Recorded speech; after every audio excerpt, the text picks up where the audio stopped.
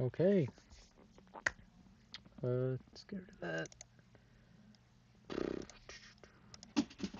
Let me rename this real quick. Okay. Hide that. Boom. Pull this up. Okay. We are ready.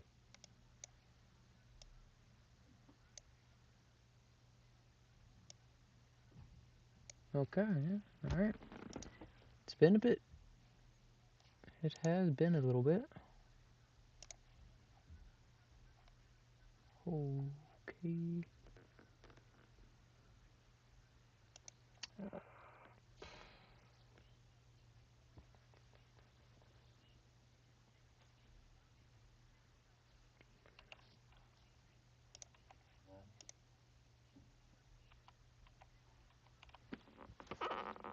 Okay.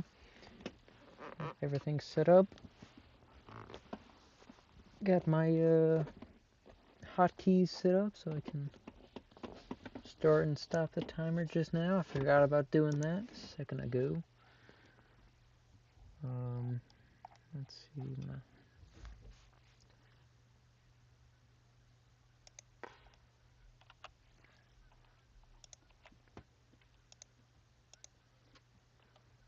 Let's see. Nope, that's the wrong audio. That's not supposed to do that. Okay, that's wrong.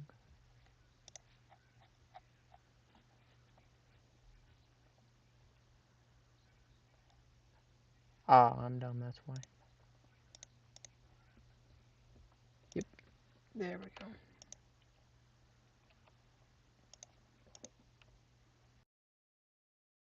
Now you can, okay. Alright.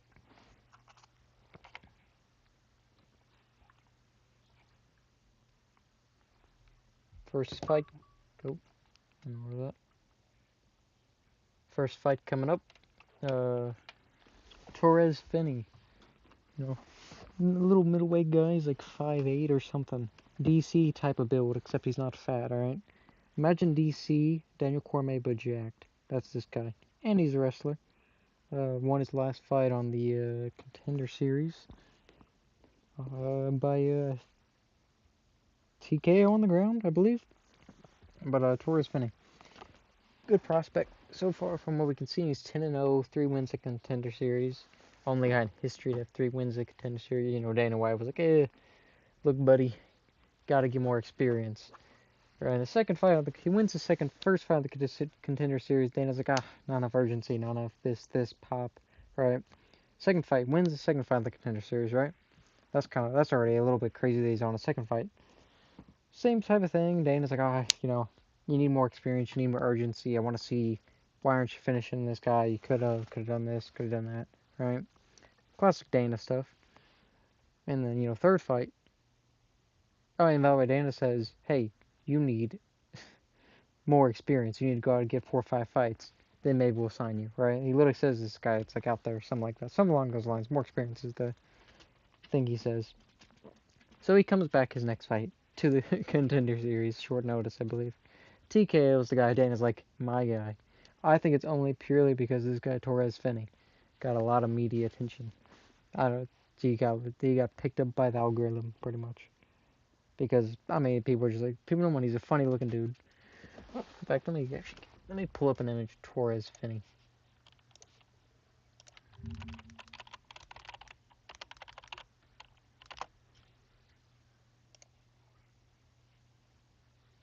That's Yeah, this is his official.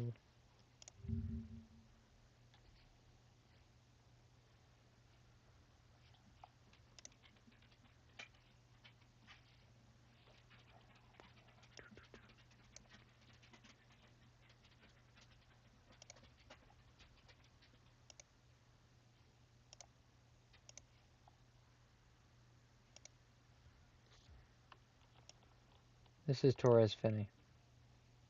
Okay. This is the guy. Right there. Weird looking guy. He's built a little weird. He's built weird, man. This is an odd looking little feller. He's like 5'8". I call him odd looking, or the little, but he's much bigger. Well, not much bigger than me height wise, but he's much bigger than me. Other than that, you know, Taurus Finney, goofy looking little leprechaun build, you know. How rude. Dog, what are you doing? Stop that. Yeah, but that is first fight on the card is Taurus Finney versus his name is like Valen something. Let's see. Oh, Robert. Yeah, Robert Valentine. Something like that. You know, I have no clue who that guy is. Audie Osborne's next. I saw him fight. I know I saw him fight last time he fought. I think he lost. Yeah, this was on UFC 306. Yep. That's the one of the next fights. But let me see if I've ever seen. Let's not get sidetracked like I just did. No, it just dawned on me that I've.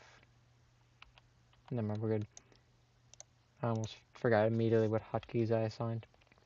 Alright, so okay. So this is Robert Valentine's first. Oh, sorry, second fight in the UFC. Okay. Let's see. Let me look at this guy. Does he have a Tapology page?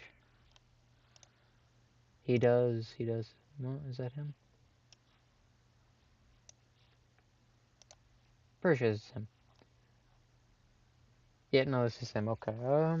Let's see. Okay, so this guy, Robert Valentine, lost his last fight, second round by ground and pound. So like I said, I don't know what fight this was. It was in 24. It was in August last year. Before that, let's see. Actually, before that, he had 2 exhibition MMA fights, which he won both in the first round. Before that, he won a submission by strikes in the first round, and I'm too blind to see what that is. He's all, you know, the exhibition fights were on the Ultimate Fighter, actually. So, okay, so this is not like, this is the guy who won 2 fights on the Ultimate Fighter. 2024. Oh, okay, he must have been on a. Okay, oh, crap. They're already showing the tail of the tape. Now I'm blind. Joe Martinez is announcing. I looked away. Also, I think this guy looks, he actually looks pretty decent. He's got some losses. But it seems like, you know, a lot of his wins, only 1 win by decision, 3 wins by KO, TKO, and 6 wins by submission. Looks like he could, especially for a guy like Taurus Finney, who's a wrestler. I don't think we've ever really seen his, from what I know, I don't think he's probably ever faced a big big BJJ guy. So it's very possible that maybe he just sinks up a guillotine. We don't know. You know, it's one of those things when you get guys like Taurus Finney. Maybe they're really good. Maybe they got good ground and pound, but they run into a guy with good jiu-jitsu. They're a good wrestler, but they don't have the good grappling, and they just get taken out. We saw that. You know, we see that a lot. You know, like where these guys, these wrestlers, that maybe they can get you down, but they can't keep you in the positions because, you know, I think like if you put Michael Chandler can probably take down Charles Oliveira, but he's not gonna beat him on the ground. I highly doubt. You know, like ever, even just in a pure submission match, Charles Oliveira is gonna get him. That's just how it is on the ground. Charles Oliveira is more dangerous than a wrestler, than most wrestlers. Because people thought, well, Khabib or Islam, you know, those are 2 guys, but they're both wrestlers, but they also have good grappling. They have good submissions. They have good things outside of just straight regular wrestling. Well, not there's of course multiple types. Okay, Taurus Finney's already on the front foot. Got him immediately pinned against the cage or backed against the cage. Neither guy I don't think has actually thrown a punch yet. Both are kind of waiting for the other guy to go. A little bit of a ooh, okay. Torres is in on a takedown. Okay, oh, picks him up. It's walking him over. He's walking him over somewhere. slams him a little bit. He's got almost got reversed. Valentin's already backed up in a crouch position, back up against the other side of the cage. This is definitely one of those. Torres got him down again. Okay. I am definitely rooting for Torres Finney today because, you look at the guy. He seems like a nice guy, chill guy. He's built like a Lego, kind of like a Lego character.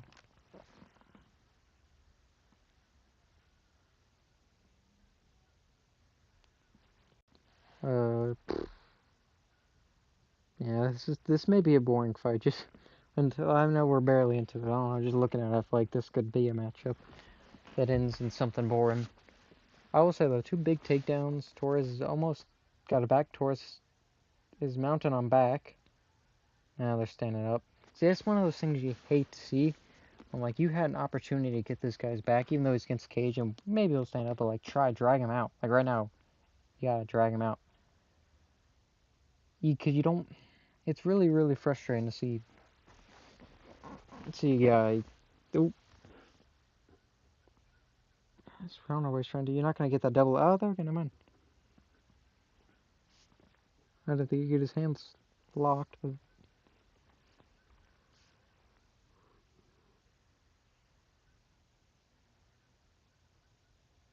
I don't really like Valentin using an overhook there.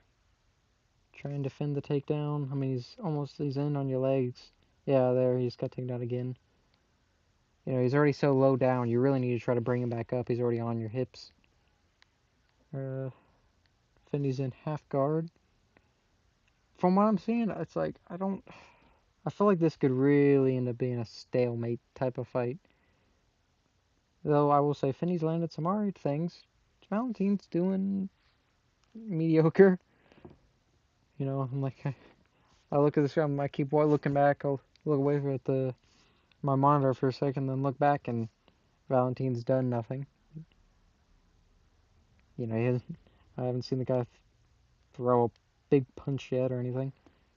But then again, he's also been on the ground against Cage. But there was so much time where both guys. Ugh. Yeah, they're back up again. And once again, Valentin, I don't know what he's trying to do here. He's grabbing him by.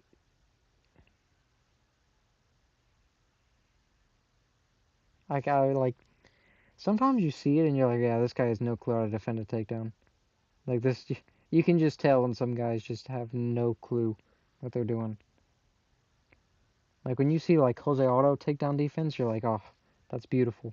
And you see this guy, you're like, did they bring him in off the street? Did this guy say he sees red? And then they decided to hire him. Like, that's what it feels like. I forgot to turn the round counter on. Yeah, it's a new thing for me. I gotta remember that. Do that next round. Do that next round.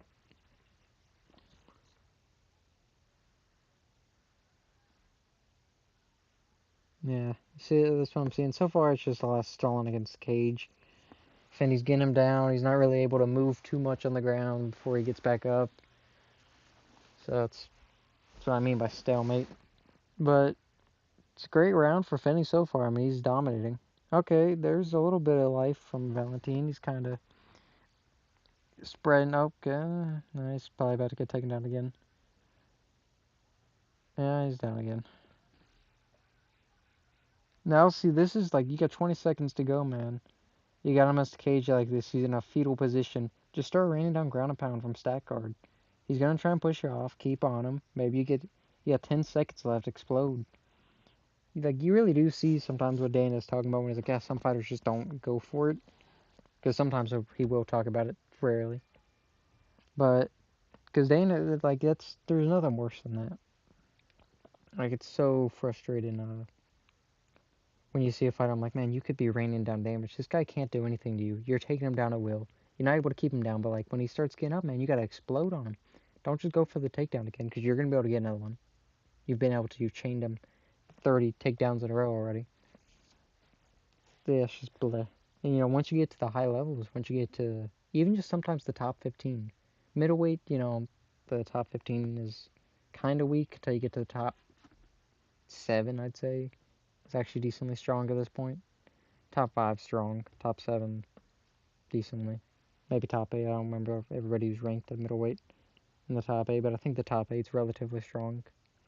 I mean, because, now we got these new guys at middleweight. We got Kyle Borrelio.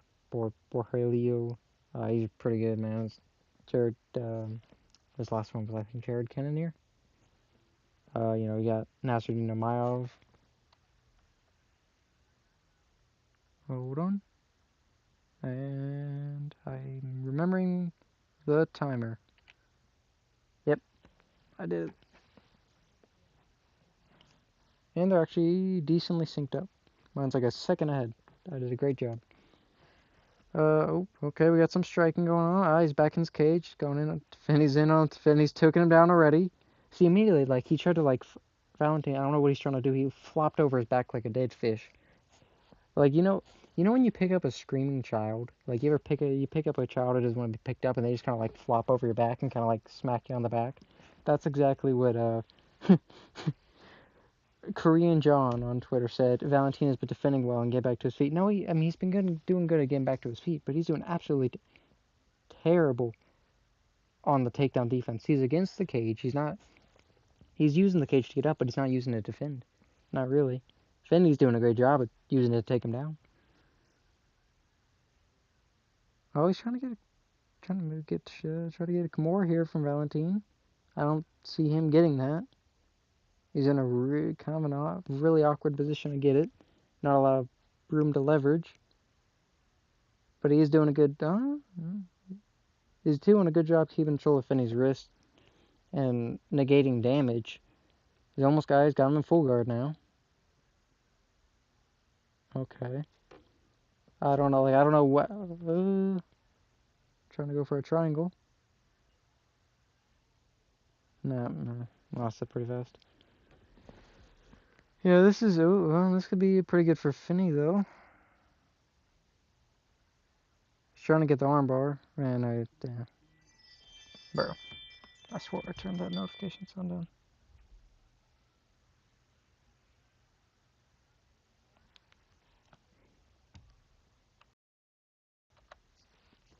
Yeah, this is gonna be a stinker of a fight. So far, this is just like one of those fights where like you're watching, you're like, yeah, I want Finney to win, but I don't want him to win if he's gonna fight like this. Like this is the stuff Dana cuts guys for, man. Like if he just when you don't have, but he won't cut Finney over this, because Finney just is gained a following. But this is bad for Finney as a fighter. Got a slam right there. Finney slammed him down. Okay, we're getting some life, some ground and pound.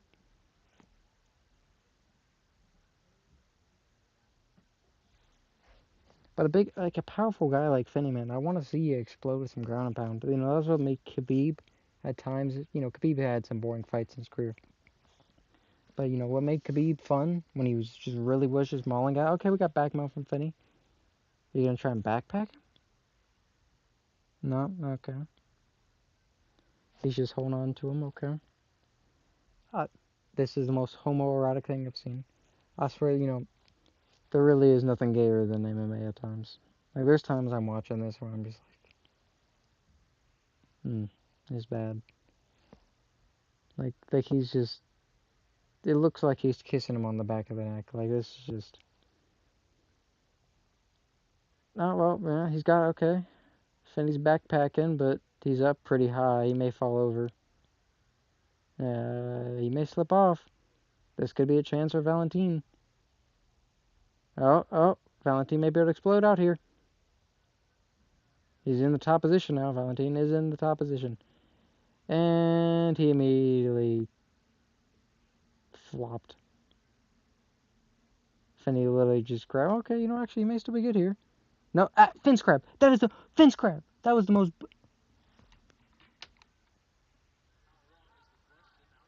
He just had like a 2-3 second long Finn's grab right in front of Mike Beltran. I mean, it was a bad one too. A bad Finn's grab, like just straight paw, and he would have.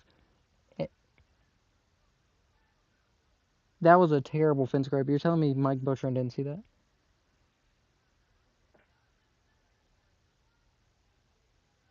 That was ridiculous.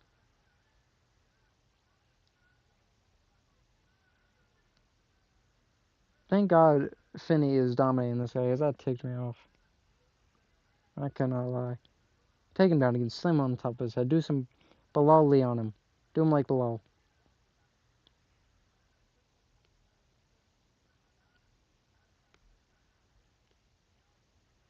Yeah, that's a bit of a stinker in it.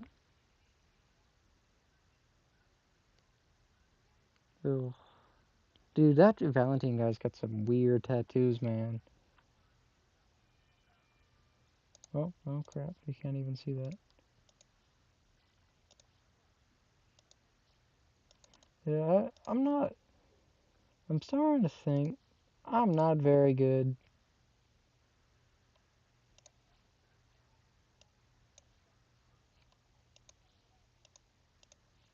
at these.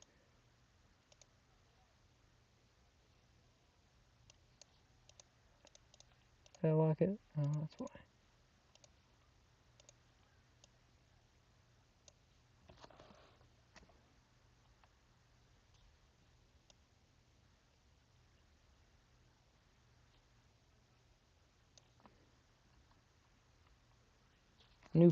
New spot. I need to find a, because I don't really want to show my face right. So I'm trying to think of a way for me to put. I want like that's why I added the timer. You know, it's just something to look at.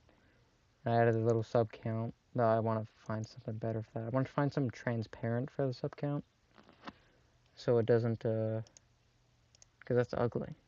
You know, a little gray spot. So I'm gonna probably do something. Maybe I'll make an overlay. I just gotta script it maybe. Something. Oh, okay.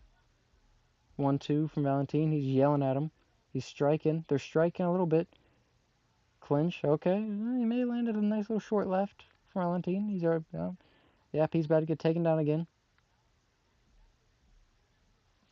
Valentine came out aggressive in that first 20 seconds. He was that first 10 seconds really. He was aggressive. Came out. He was yelling at him. I like that, man. I like it. You like to see that. Okay, here's some life. He's really trying to defend this takedown. Why didn't we see this in the second round, man? See, what is this again? He's grabbing the back leg of Finney. I think I know what he's trying to do. He's trying to like, I don't know. I don't know what you call it. You know, I'm not an expert, but I think he's trying to like, when he goes, he's trying to like spin him around. But he's not been able to do. You've been trying it the whole fight. It's not working, man. You need to get the win. Like you don't just need this round. You need to finish him. Like there's no way. There's not a world where they score round 1 or 2 for Valentine. So the fact that he's not like I would like you just want to see you see low IQ things like that. And you're like, oh, that's His poor corner work too, man. I mean, at least I don't know what his corner was telling him. But if his corner wasn't telling him, hey, stop doing that, you look stupid. Well, I got separate. Mike Beltran just separated him. Where was that during the first round? Where was that during? Oh, okay, oblique kick. Man, Finney looks tiny compared to this guy. See, we're okay. Valentine sprawled there, but he's back up against the cage. Yeah, I didn't turn the time around.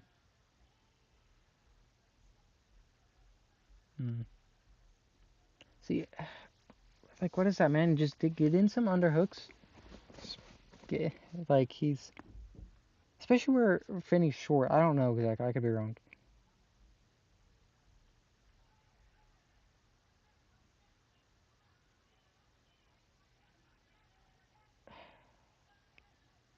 Yeah, he's gonna get taken down again, pretty soon.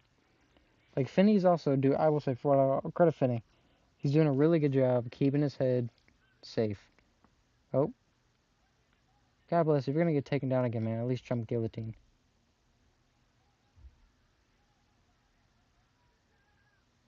He's trying to get I think he's trying to get a Kimura.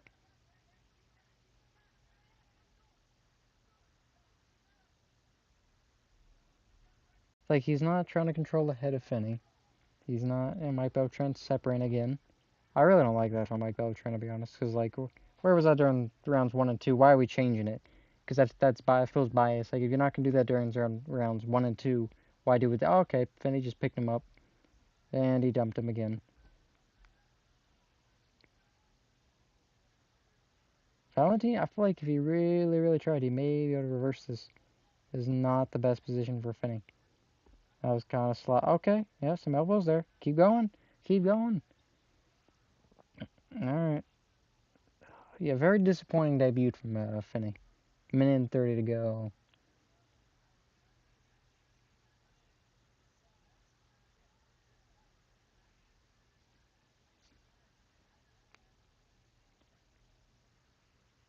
Oh, absolute garbage fight. This is an absolute stinker, man. Absolute horrible start to the main card. I didn't watch any of the prelims of this one. I don't do that for the fight nights generally. But so for this to be the first fight of the night for me is very depressing. This is the stuff that makes you think, yeah, I want to might go try and step in them again. I don't like that, man.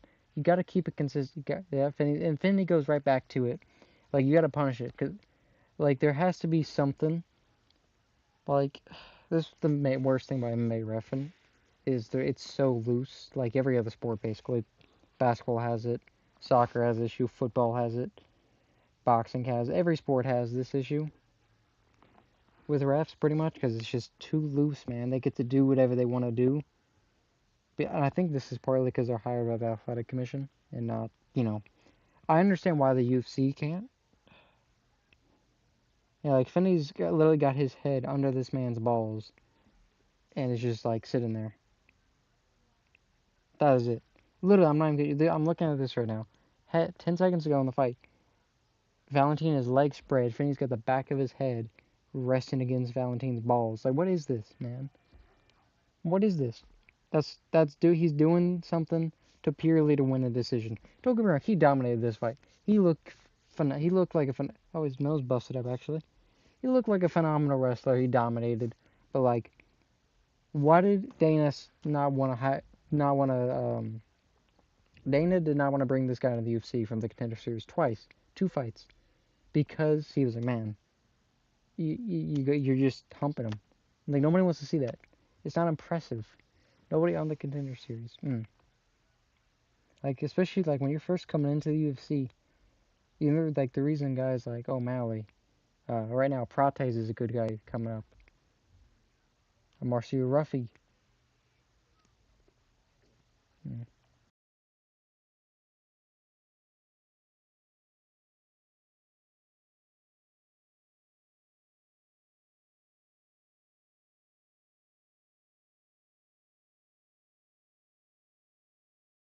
apologies. The reason Marcio Ruffy blowing up is he's going for the kill. He's getting the knockouts. Carlos Prates is getting the knockouts. Gene Silva even. Both are just going for it. They're going for the kill. Like, when Conor McGregor was coming up, he was going for the kill. When Sean O'Malley was, fighting the unranked guy still, which he did for majority of his UFC career, he was going for the knockouts. He was getting the highlight reels. Once you get to the top 5, top 15 even, really the top 5 though, you can coast. You can coast. I actually think Adesanya is a good example of this. Adesanya was getting finishes for majority, or at least having fun fights for the most part. You know, Kevin Gastelum, his Kevin Gastelum fight before he was for the interim belt. But even before Adesanya became champ, he was putting on, yeah, Finney wins, 30-27. Yeah, boo.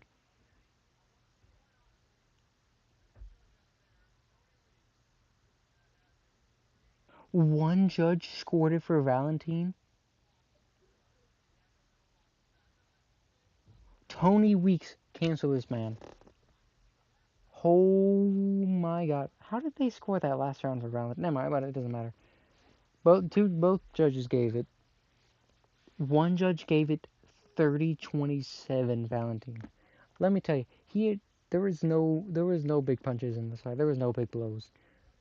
There was only big takedowns, and they weren't that big. They were like, I've never seen somebody get scooped up in the air and then planted down like onto it on the UFC canvas. Like he got double legs scooped up in the air, the same way Khamzat Chimaev scoops guys up. Finney would scoop this man up, but then he would set him down like he was set him down on a bed of roses. He was so gentle. I was like, what in the world? I was like, slam him. I want you to break the top of his skull. We weren't seeing that. We weren't. Okay, we got Ozzy Osbourne. Okay, I remember this guy. I remember him. He was, I think he lost his last fight. It was actually depressing. He looked like trash, I think. I have no clue. I don't actually remember his fight. I do remember seeing him fight. Don't remember him fighting. Let's see. He's fighting Luis. Okay, we got 12-8 Ozzy Osbourne. Terrible record, my God. And versus Luis Guerrero, who is 10-0. Okay. My God. This is a flyweight fight. Okay, so flyweight. Oh my God. The reach difference is great. Ozzy Osbourne has a 73-inch reach at 5'6". That is ridiculous. And then you got little 5'4" Luis Guerrero with a 64-inch reach. That is a 9-inch reach advantage. That I probably that should be illegal. This guy has the same reach as Conor McGregor. No, he's a longer reach, don't he? What's Conor McGregor's reach?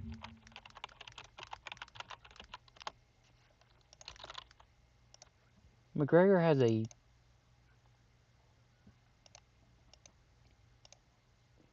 Why can't I find McGregor? McGregor has a 74-inch reach at 5'9". That's a long reach, right? McGregor has a really long reach for 5'9". Ozzy Osbourne has the same reach at 5'6". That has to be a lie. That is literally some John Jones genetics, except he's 5'6". I don't believe that. That has to be wrong. I refuse. Oh, sorry, 5'7". I refuse to believe that. God, Josh Emmett is looking weird. Is that Mark Hunt? Mark Hunt's not allowed here, is he? Tyrone Murphy coming in. The 34-year-old prospect, baby. It is actually hilarious that people will still call Tyrone Murphy that. That dude is no, he's not. He's 50 now. He's not like got a crap ton of fights, but like that dude is not a prospect. Okay, I don't care that he's barely ranked. Like he's an up and comer in the division. Not anymore. He's in the top 10, but he's an up and comer and a potential contender. But that dude is not a prospect. Prospect was somebody like Khamzat Chimaev, somebody like Sean O'Malley, somebody like Ilya Taporia. Those are prospects. Those are prospects. Like right now, Carlos Prates. That's a prospect. Because actually, I could be super wrong. Actually, no, I think Carlos Prates is kind of old. Now I think about it. I'm very wrong about that. Hey, he's 31 now. I was wrong. Either way, I can't think of a fighter right now. That's wrong. But that is ridiculous. God, I don't understand how this dude... How in the world does this fella have a 73? I need to measure my reach because I think I'm 5'9", 5'10". I'm 6 foot with boots on. That's all that matters. But I need to measure my reach. Dude, Kevin Holland has a crazy reach. Dude, that's one of the things that annoys me about Kevin Holland when he goes to 185. I'm like, dude, there's no reason. Like, you literally have every advantage possible at 170. Kevin Holland is one advantage at 185, and it's his reach and his power, I guess. But I won't really say that's an advantage because so many people at 185 crack. It's like the 185 is full of heavy hitters. But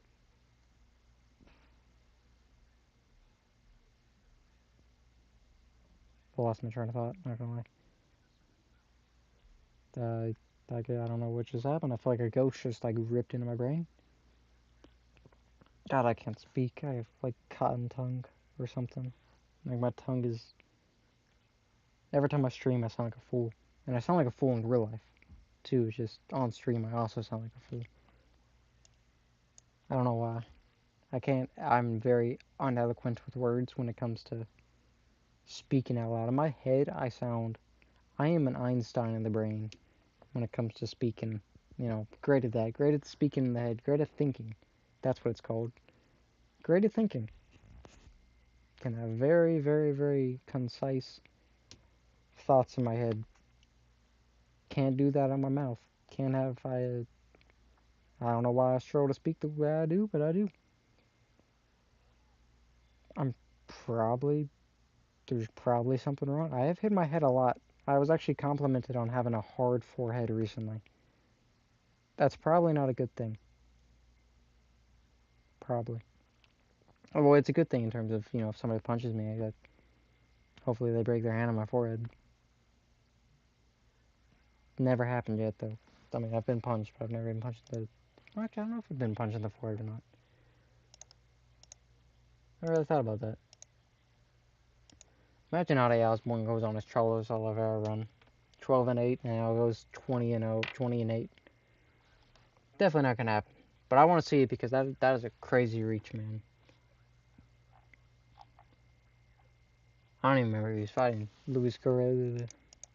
I can't say. I'm a little too country for and we got Brad Tavares versus Gerald Meerschaert on this card. Gerald Meerschaert is so funny to me because every time I think of him, I just think of Khamzat Chimaev knocking him out. And it was just such a pathetic way, like the way he went out, the trash talk beforehand, and then just to get dropped, man. He just went. He was so quick. Like all this, he's the only guy in the UFC that comes out as absolutely knocked out, like bad too. Like he's one of those guys who when you see him fight, you're like, ugh, it's just a bit sad. Not because he's like the worst fighter in the world, but it's just a bit sad. I mean, the guy's 37 and 18. I will say his last, getting beat by Renier de Ritter isn't that embarrassing. Renier de Ritter looks pretty good, man. He did better than Kevin Holland. I'm pretty sure Kevin Holland's beat him. Though I could be wrong, actually. Actually, yeah, I'm right. He went to split decision with Kevin Holland. Wow, that fight looked terrible. I don't think I watched that. No, I didn't watch that. Sadly, that was Barbosa versus Gaethje. I wish I would have watched that live. Sadly, I didn't really start watching MMA till 2020. I watched a few cards before 2020. Like I've been watching MMA. I've watched MMA to some extent since like 2015, 2014, but I was never like a fan. I played the games pretty much, and I was like, oh, Conor McGregor, yeah, okay. And I was also like a small child, but that was like middle school. But man, I don't like to think of that. That makes me feel weird, old. I'm not old. I'm a young guy. I got so much life, hopefully, left to live. But I feel old. Yeah, like it's weird how you can feel old while being young. Not like I don't feel physically old, but you can mentally. Like, it shows how, like, when people who live to, like, 120, man, that's gotta be crazy. And 12-8 and 1 no contest is such a crazy record. I guess not. That's such a bad record, man. Like, how do you even get, like, I don't know, that's not, it seems so weird to have a guy in the UFC who's 12-8. This guy has only 12 wins, a draw, or a no contest. Like, it just is nasty. You got a guy who's 10-0. He's fighting a guy who's 10-0. I mean, Ade Osborne's a journeyman. That's what it is. Who knows where this guy'd be if he didn't have a 73-inch reach at 100. By the way, this is a flyweight. These are tiny men he is fighting. He's a tiny man, but these are tiny men he is fighting. I say that like I'm not a tiny guy. I'm skinny. I'm skinnier than any of the flyweights are. I can make straw weight. I barely have to cut weight. Like it's what I will say. Being a skinny guy, these UFC guys, especially, it is crazy how many people think they can just pick you up and dump you or something. I've not trained any wrestling or anything in my life, but I'm telling you, most people aren't just going to pick me up and slam me. Anybody who's ever tried to pick me up has not been able to pick me up because I don't let them. I mean, don't get me wrong. Even somebody who's trained wrestling, jiu-jitsu, anything with takedowns, judo, anything, tries to take me, they're probably gonna take me down. They're gonna, unless I get lucky and they slip on a banana peel mid takedown. That's that's not gonna happen though. But realistically, the average person, unless they're gonna have to be like crazy bigger than me. Like if you're like 250, you're probably you're gonna dump me on my head. But if you're like 180, 160, average build, unless you're crazy strong, you're probably not taking me down. Like I have a guy at my trade school. I think he's like 160. He's not gonna take. He thinks he could. He thinks he could take me down. It's not happening. Oh, I need to stop ranting. There's stuff going on. Forgot I'm watching a fight. Forgot. I don't know what that was from Ade Osborne. Looks like he's dancing almost like that's. It was such a weird combo from Ade. Nice head kick from Guerrero. I can't say it. Luis. Alright, she tried to grab the leg there. Okay. Like that from Luis. Didn't really go in on it, just to make him think. You always like to see that. Nice little low kick.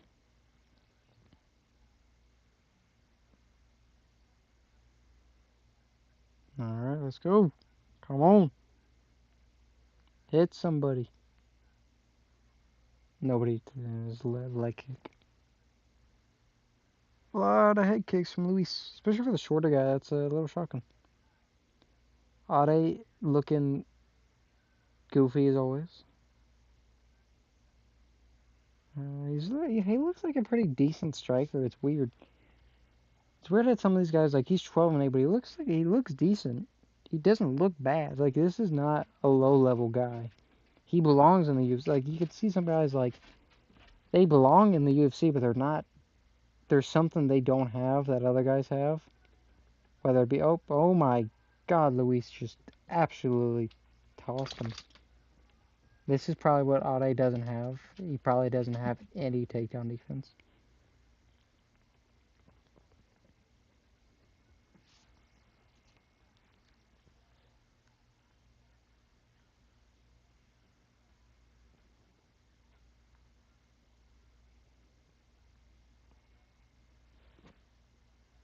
This has been a depressing stream, bro. Not a single person popped in. Not even the other owner of this channel has popped in. That's crazy, man. I need to start streaming game again. I may do after, I don't know, depending on how late this ends. If this ends before 12, maybe I'll do I do have plans to do I did a Minecraft hardcore series a while ago. Yeah, Ade is just getting controlled on the ground.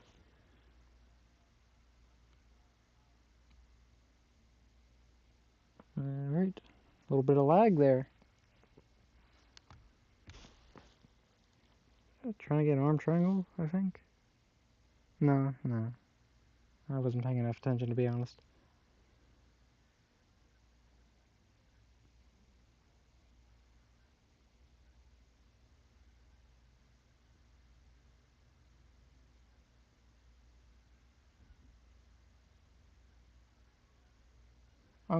God bless, I'm doing the Islam Makhachev meme. When Islam sits at ringside, he just goes mouth open, wide-eyed. Eyes wide open, and mouth agape. I do that too. Alright. Guerrero's doing pretty good on the ground. He looks like he's hunted for submission. Doing a little bit of damage. Much better. See, this is what I've wanted Finney to do. Just see, like, even if you can't do something, try. Never just just stop. Just never stall, you know? Like, Fenny should have finished, Valentine. It looks like Gurel, like, even now that they're back on the feet, Gurel's, even though there's only 15 seconds left, he's going. Despite the fact that he's probably pretty handedly won the round. Ooh, nice side kick from, Luis Gurel. Yeah, I'll definitely have to give that round to Luis. I don't really feel like I feel like he definitely led the fight a little bit. Even when he was on the back foot, never really felt like he was getting pressured unimaginably.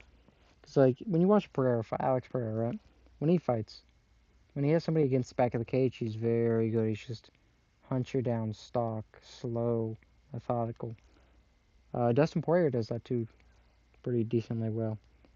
When Dustin gets you against Ilia Topuria, does it probably the best out of anybody in the UFC actually. When Ilia Topuria has you against the cage, that is the danger zone. That is the moment where it's either get out of there or you're about to get knocked out. See it with Max Holloway. Once he gets you against the cage, once he limits that mobility, he catches you. Or saw with Volk. Volk got pinned a little. Volk got stuck in his back against the cage a little bit, or close to it at least, where he was cut off. He had to go one way. Boom, left hook. He's out. We saw it. That's when guys like that shine. Guys with a major power in the hands who know what they're doing. That's where they shine. Like I think I think Sean Strickland really could shine there if he would just believe in his power a little more. Because that's something I think Sean Strickland really could improve on. It feels like he's lost faith in his ability to finish. And I think that's actually hurt his output volume, like his volume output a little bit. Is because he's like, oh man, I gotta pick my shots perfectly. I gotta place them versus instead of just swinging them like he has before. Maybe it's not, but I think in the Izzy fight even we didn't see that the way we should have. When you look at previous Sean Strickland fights, he'd mix. I thought Ade Osborne caught him. He just got on a single leg real quick. Looked like he was about to drop to a knee though. No, it wasn't. Another hump fight, I think. Short elbow from Luis. May have landed. Nice right hand from Luis. Nice little flurry from Ade. Ade's really got it. Like, he's not touching him very well. Ade did land good just there, but in general, I feel like he hasn't landed very good. And obviously, he's got to stuff the takedowns. I mean, you got to reach like that, man. You got to go. You got a height advantage. You got to reach. You got to use it. You hate when you don't see guys use it. Like, I want to see a pop the jab out, man. Really big. Ade dropped him really big with a straight, and then just immediately paused, trying to get yeah, it's over. Ade with the knockout, second round. I will say, I think he almost lost a man, because Luis is fine. Luis definitely could have, honestly, kind of an early stoppage, not gonna lie, but probably a good stoppage, probably because he got dropped real bad. He dropped right on his back. Is that Cutman Tate? That's Cutman Tate. We love Cutman Tate. Luis, I think, is fine. I don't think he actually got. I don't think he went out fully. I think he got dropped bad. Hold on, let me see. Yeah, boom. Ade from southpaw with the left hand. Left straight, sets him down. He's already off balance, but he's out. Like, he was off balance. He had his foot in the air. He was bad. He got up pretty quick, spun around, but Ade had enough time for like a 1 or 2 second pause where he stood there like, yeah, you gonna stop it? When it really did need to be stopped, probably at that point. I feel like we've definitely seen guys come back from way worse, even in recent times, where probably not where I would have stopped it. I probably would have let it go on a little longer. just to see, like, he was showed up decently well. He didn't take, I don't know, maybe, especially with a young guy like Luis. He's 10-0. I feel like he let that kid go in. I feel like it's wrong. Not wrong, but like, I get the ref is there to preserve the fighter, but like when you see a champion like Izzy Adesanya, Alex Pereira won in the UFC. You really feel like we should have let Izzy go out on a shield because that's what he would have wanted. I get it when you got guys like Dustin Poirier. I wouldn't want to see Dustin in a situation like that. I like if that was in Dustin's last fight, he gets dropped by somebody. I want to see Dustin get. I want the fight to get stopped a little prematurely because that's not a guy who needs to take more damage. That's a veteran. That's not a guy who's anything to prove anymore. It's not a guy who's got stuff on the line. And the refs know this. They know who the fighters are, man. Especially the veterans. So I understand stopping it then.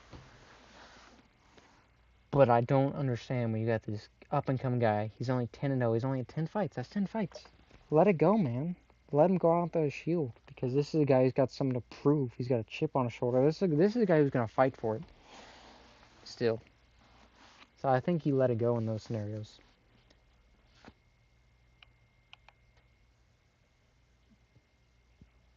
Don't really like that. Terrible. I mean, don't get me wrong. That shot was nasty, dude. It was a nasty shot to set down Luis. I mean, disgusting. Very well could have been. That could have very well, I feel like 9 times out of 10, that's a one-shot knockout shot. Just because of how perfectly timed and placed it was. But, mm, but out, but it wasn't this time. So I really do think it could have gone on longer. 13-8 now. He's not his record. He now has. What is that? What is that? That's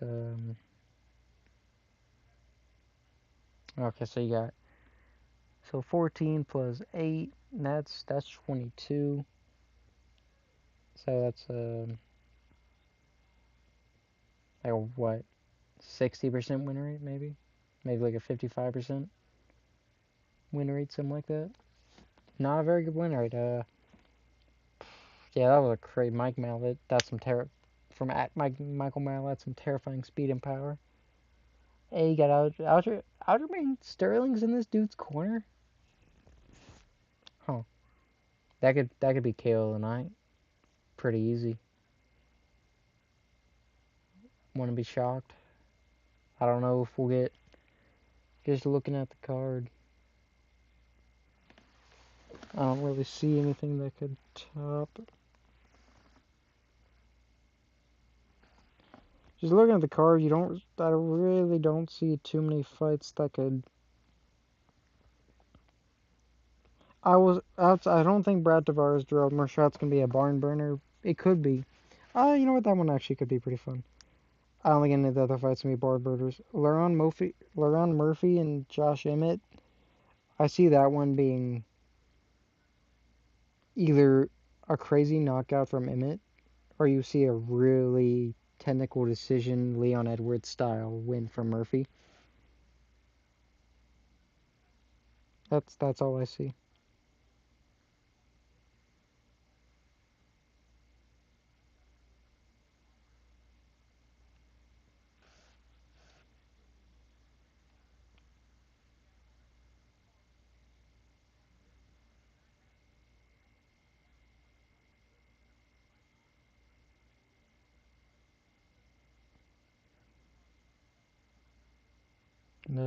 Okay, sorry.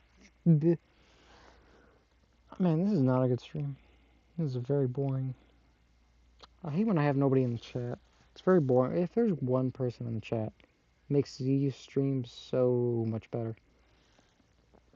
Because talking to yourself gets really repetitive and you kind of just want to stop talking. Well, I'm not maybe if you're a narcissist to like 99.9% of successful streamers, then it probably doesn't get boring, but I can't stand just straight talking to myself, really. I mean, sometimes I enjoy it when I get hyped up about something. But at the moment, I'm like, ugh.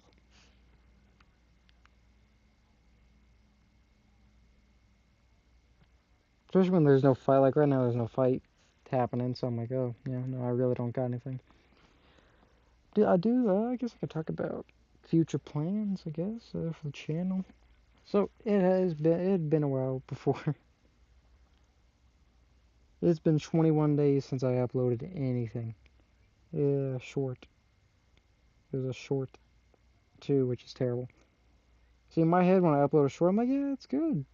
It's good. You know, I've uploaded. I can go a week without upload now. Before that, last week I uploaded. I make posts very often because I watch UFC or see something that I'm like, it's interesting. Those don't get a lot of likes, comments, reviews. Mm-mm. But I need to get back to gaming, to doing some gaming streams, man. My last, I was doing the Kingdom Come Deliverance streams. Because I was doing them in prep for Kingdom Come 2. Maybe I was like, maybe I'll stream it, but maybe I'll probably end up finishing the Kingdom Come Deliverance streams at some point. But I had a lot of, had some stuff going on. My grandpa died. It's weird things that happen when somebody dies that you love. Weird things happen. Like in general, my life was not that affected. But like it was one of those things where like just sitting and talking when I had no one to talk. Like when I'm streaming like right now, I got nothing to talk about, no one to talk to. Mine just immediately goes to a worse place. It's just weird how that works. It's been 2 months, but yeah, no. So like that messed up my like. I really didn't feel like streaming after that, man. Like after my when was this? My February 8th stream, man. Like I just wanted to be out of there. I was, but even now, I'm like, you just think about it, makes me want to quit stream because I just don't want to talk anymore. But I'm not gonna because it's unhealthy. But it's just weird. It was one of those things where like I was getting bad news during the last the January to February stuff. So I was like, yeah, no, I don't want to. I don't want to stream. I don't want to talk. So that messed up my flow a little bit. And before that, my flow was bad too, anyways, because there's giant gaps between my streams, anyways. But I want to get back to streaming. I want to do some stuff, because I do enjoy this. I do enjoy this. I really want to get into. I want to find something to stream. I gotta find something I enjoy though. Game to enjoy. But I do think I'm gonna do another Minecraft series because Minecraft is just mind-numbing, and I'm probably mildly autistic or something, so it's very enjoyable to stream. And there's always something to do in Minecraft, so it kind of just works. Maybe do a modded Skyrim stream. I'd have to do a test stream. I'm not sure because I'm getting decent FPS when I'm playing. I just downloaded Gates of Sovngarde, the mod collection by Espa or Esper, whatever, for Skyrim, and it's a really cool mod collection. For me, it's running pretty well, but I feel like if I stream and drop my performance by like 10, maybe even 20 FPS, and I'm probably running maybe 40.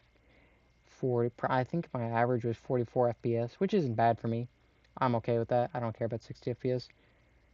But I could maybe tweak the settings and stream it. I feel like if I lowered it, it'd probably be okay. But we'll have to see.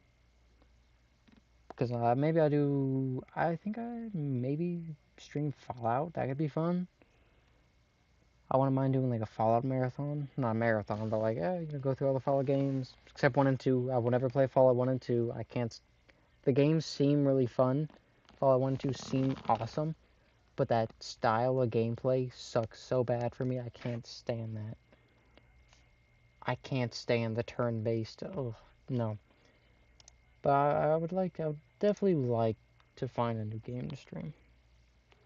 Maybe I've been thinking of doing. I need to finish my God of War Ragnarok series really bad. I just don't, but I also just think I don't want to stream just to stream. That's stupid. I will say because I had a really big gap between the last, I've done, there was like a month gap between my last two God of War Ragnarok streams, God of War Ragnarok streams. And I remember I made I think it's a cool thumbnail. Such a cool looking thumbnail in my opinion. And I was like, yeah, I thought that was like the only reason I spent time like thinking about the thumbnail compared to how I usually do it. Like I was like, yeah, I cooked here because I thought I was about to have the longest stream where I'm like daily stream. I thought I was gonna be like daily streaming. This is gonna be my moment because I get decent views when I stream a lot and stream consistently. I will say the same thing happened when I streamed UFC 311 and it got 260 views. I didn't get a lot of live viewers, but when I got 260 like total views for a live stream, for me that's really good. So I was like, yeah, this is my moment. I was like, this is it. So, and then my grandpa died, and I was like, oh yeah, this sucks. I don't want to do this. So that wasn't good for my momentum. Uh, you know, tragedies in the families, not not really. You may believe it or not, bad for your motivation. Believe it or not. So, yeah, no, but I thought I had those were like. There's been a couple moments when I've been live streaming or something where I'm like, yeah, this is definitely gonna be it for me. This is where I'm gonna keep going on my grind. God of War 2, the first the first stream series I have, uh, which is almost 2 years old now, is God of War 2018. And that's not the first thing I've streamed on this channel, but it's the most recent thing that's not privated or unlisted. Because this channel was started 4 years ago, but none of that exists except actually the oldest content on this channel is from 3 years ago. It's probably closer to 4 at this point. But there's stuff from 4 years ago, probably almost 5, because it was just you know I was 4, 13, 13 I think. All right, so 13, and it was god awful. It was mostly me and back then because I owned this channel with me and my cousin. My cousin is the other owner of this channel, and we did like I'll actually count. We did a podcast. We did a 37-minute podcast. That there's actually a clip of that on our channel that has remained somewhere, where we were talking about aliens being real to like a 13 to like 13-year-olds basically. And my cousin goes, I was like, I don't even remember what I asked. I think I was like, do you think aliens are real? And I think he went, aliens? They're just different. And that was like a meme in my whole family for years. Like we'd play the clip or something. We had a channel called H&N as well when we were like 9 years old, 10 years old, and we made a song. We made some multiple songs. By the way, neither of us can sing at all. Neither of us are musical. Well, he plays saxophone, but neither of us are musical. I played a trombone for like a year and I sucked at it. Um, but neither of us are musical guys, particularly in like the singing department. But we decided to make a song. It wasn't very. It was like 30 seconds long, and It was only like 8 words that we repeated. Pretty bad, pretty bad. Got 100 views though, or something like that. Like two other songs. One was called like Back Again, which all had like 10 words in it. So by the time we would have released like our 80th song, we probably would have had enough words for a full song. enough lyrics. But yeah, no, but we did that. We had, but we had a couple good things, man. We had a couple things that I actually enjoyed. The video quality sucked because neither of us had like recording equipment, so we both like set up a phone in front of our Xbox, the TV for our whatever TV or monitor or whatever our Xbox, and just film it like that. I actually had a tripod and everything for mine, but you know we were doing some fun stuff, man. We had a series called Climbing Mount Chiliad on GTA, where we would just climb it with different vehicles, normally with a moped. I think one time we did it in like regular. We did one time in a truck, maybe two times. Yeah, two times in a truck. Then we do it again on moped, and then I think that was it. But like we were just doing fun videos, man. We did one where we got a during the Fortnite era with the chapter 2. We made a robot army out of the like Tony Stark Avengers robots in the game. That was a fun time. That's actually probably my favorite video on the whole channel, even nowadays. Is that we just because I just remember that one being really fun to make, and the Mount Chiliad ones, man. That's been my favorite part. I will never those videos will stay private because they're terrible, and they embarrass me to. But those are genuinely some of my favorite memories ever. Oh, nice little stiff jab from Tavares right in the face of Mearshot. Mearshot has a chin made of what would you say? I don't know. Khamzat Chimaev knocked him out cold with like one solid punch. He's been knocked out a couple times. I would say Gerald Mearshot has the chin. He has like an aluminum chin. Like if Nate Diaz has an iron chin, Gerald Mearshot has a chin of aluminum. I think that's fair. That's like the most respectful way I could describe it. Aluminum, Gerald aluminum chin Mearshot. That's kind of his thing. I think Brad Tavares could knock him out pretty bad. Davey Lands, correct? Lands. If I could be wrong, I'm not 100% sure. I can't remember much Brad Tavares, but I'm pretty sure guys had some knockouts.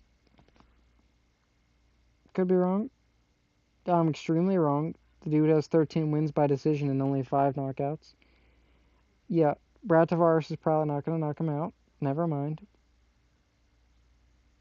I'm not the most educated MMA fan. Never trust me for your information. I haven't predicted a fight right in like 5 years. And that's the whole time I've been watching MMA. That's not true. I've been watching. I've predicted some fights, right? I predict Tavares wins the fight by devastating uppercut or something. I guess. Yeah, we'll go uppercut. We'll just throw that out there. I don't think it's gonna. It probably won't happen, but I'll put a penny on it. Brad Tavares, so far pretty competitive first round. I do think Tavares has landed some nice shots because Gerald Mearshart just has the worst striking defense of all time. Like anybody, I will say Brad Tavares strikes like a heavyweight, and I don't mean in terms of power, but in terms of how slow he is.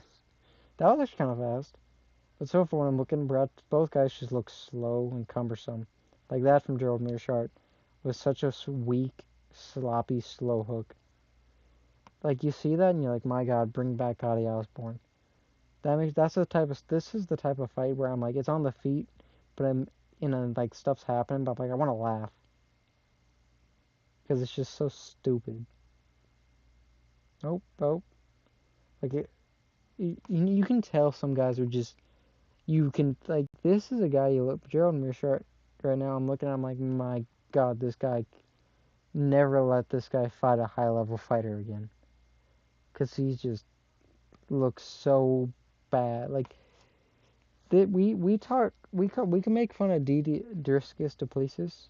We make fun of DDP as a community for having sloppy striking. But at least his is athletic. That dude strikes like he's in a dream, but at least it's fast. Like he fights like that, but it's fast. Like it's athletic and explosive. Some of the guys just have no pop behind their punches, and they just look so dainty. Like even Sean Strickland, people talk crap about him. Like, oh, he has no power. He's a dainty little guy. He strikes like a princess. Blah blah. You know, right? But at least Sean Strickland has pop behind his punches. Whether there's, I'm not talking about power. I'm talking about like the way they snap. Sean Strickland, oh, Jared Mearshart just got hit with a big 1-2. Maybe his chin is not made of aluminum. Maybe it's, ooh, another big 1-2 from Brad Tavares. Yeah, Brad Tavares must have pillow hands. I know I've seen Brad Tavares fight before, but I could not remember how this guy fights at all. I could not have told you whether that guy was a wrestler or not, but I know I've seen him fight. Okay, they both threw a head kick. They, maybe they've been going to yoga class, man, because they got their legs up there. Like, what was that? Like, Gerald Mearshart just threw a leg kick. It was an inside leg kick, and I'm just like, my God, man. That was so sad looking. Like, it was just like, tap. I know that didn't hurt. That did not hurt Tavares. It didn't. That was pointless to throw. That shouldn't even be scored as a strike. He tried to tickle him with his foot. That's what that was. Like, ugh.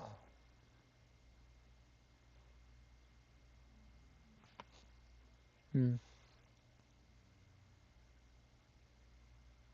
God, how many times are they gonna make us watch this ad? See, I forgot I had a timer.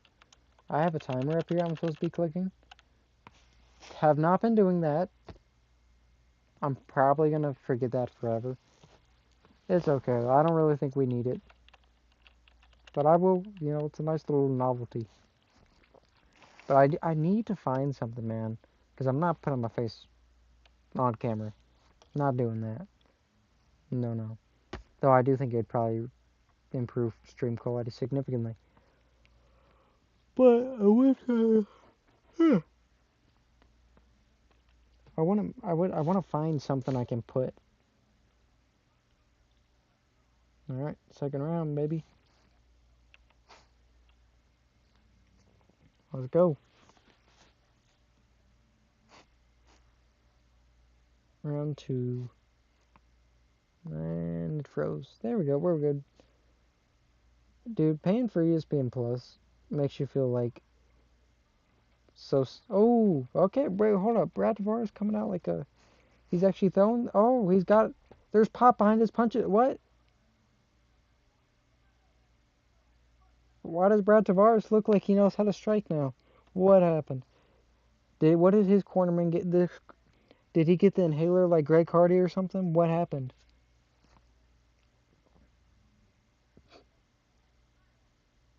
That's crazy. Okay, never mind. He forgot how to strike. That was the worst. He lucky that was a bad striker. If that was Poetan, he'd be out. Heck, if that was Izzy, he'd be out. Dude, that was literally a Driscus combo from Mearshart. Except there was no. That was Gilbert Burns, Sean Brady. That one specific moment from the Gilbert Burns, Sean Brady fight. I'm trying to sync up the timers. Yeah, I think. Ooh, okay, okay. From that one, the Sean Brady Gilbert Burns fight, that one moment where Sean Brady just kind of like bing, bing, bing, bing, like just the most unathletic looking punches you've ever seen against Gilbert. That was what Gerald Mearshart did, and it works. That's what I hate about it, is that it works for rest guys who are. Oh, Tavares landed some bombs, man. He almost landed that front kick. That was a close one. I feel like a front kick to the face would hurt. Like I feel like that's one of those. I don't think a lot. What in the world, man? These guys are so on. All right, all right. Taking back my words. Jordan Mearshart looks so stupid, man. He just looks like somebody's dad. Like Jordan Mearshart looks like he should be in a bar. He doesn't even look like somebody's dad. He looks like he should be a dad, but he's in a bar. That's not to disrespect Gerald.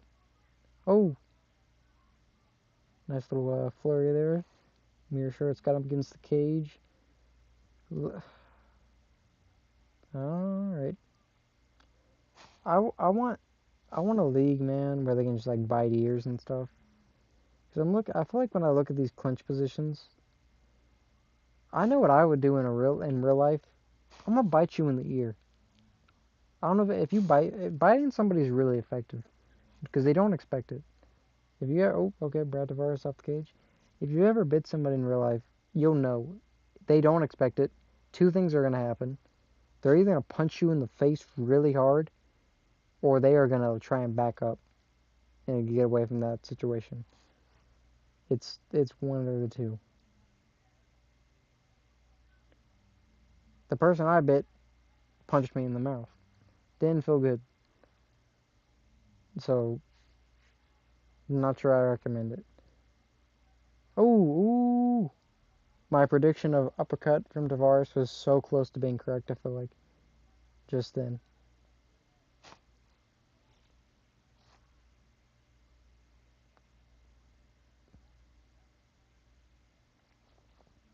Both guys look so tired already. Like I know they look tired. I don't think either guy is like gassed or anything.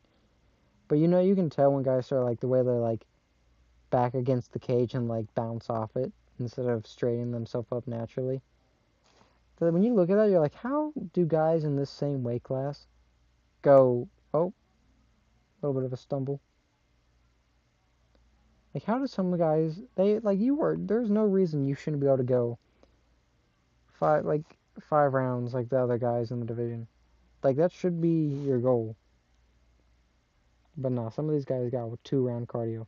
Oh, Jared Mercer's hurt. I have the 1-2. I think he may have been off balance, to be honest. It looked like it, but like just, I don't know, he's really throwing sluggishly, he's moving sluggishly. It really could have just been him a little bit off balance. It's hard to tell. It was a nice 1-2 though. Like it was everything, but everything's making him fall back like that. It's hard to tell.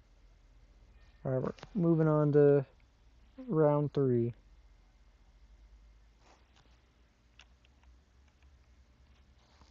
Yeah, I definitely need to figure out some better. Like this timer's cool, but not great. I probably need to figure out a better way to do it. Like maybe an outside. Because right now I'm just using a script inside of a text source in my OBS. But I feel like there's got probably a better way to go about that. I'm not very tech savvy when it comes to like this stuff. Like I have like I'm not great at tech in general. I'm as good as the average person who uses tech a lot, I guess. But I don't have like a deep understanding of anything. I could take RAM out of a computer. Probably the easiest thing to put in and out of a computer is RAM. I can do that. Like for a PC, I can do that. I've done it. Now anything else, don't ask me to do it. Not that I couldn't if somebody explained it to me, but I would probably do something wrong. Like if you asked me to put thermal paste on your CPU, I'd probably put toothpaste and wouldn't think about why that's a dumb idea. I'd just be like, oh, that's what they told me to do. All right, both guys kind of coming out with some heat. Feel like this is Brad Tavares' chance to knock him out. That was the weirdest slip I've ever seen. Thought his leg was about to snap in half. It was nasty looking, to be honest. God bless, man. Brad Tavares and this guy, man. Like, there's so many slips in this fight. Like, God, like, why is Gerald Meerschaert going for the takedown right now? I mean, you are losing on the scorecards, bro. You do not need, like, I mean, I get going for a takedown, but, like, dude, you do not need to be humping against the cage right now. You are losing this fight, most likely. You are probably down 2 rounds in the by the. I didn't start with the timer. You gotta go, man. This time. I don't understand how anybody is dumb enough to. Like, why are you humping him right now, man? Have some urgency. His eyes are closed, and he's laying against his back. Like, dude, stop rubbing your mustache on his back. Like, I know when your grandpa did that to you, it was effective in making you uncomfortable and squirm, but this is a fight. You don't need to do that. So, like, you're not getting the takedown, man. At least throw some strikes to open it up. Switch angles. Do something. Like, there, he threw a knee there into the thigh, almost threw him off balance. Don't just hold him. Do something. Literally, he's holding him lovingly. Like, it's terrible. If that was a woman, we call this sexual assault. She would be in jail right now.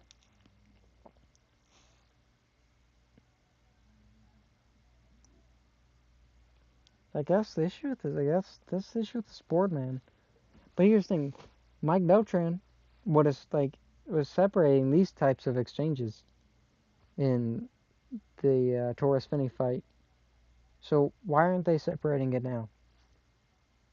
Right? It's such inconsistent refereeing in MMA, and it's terrible.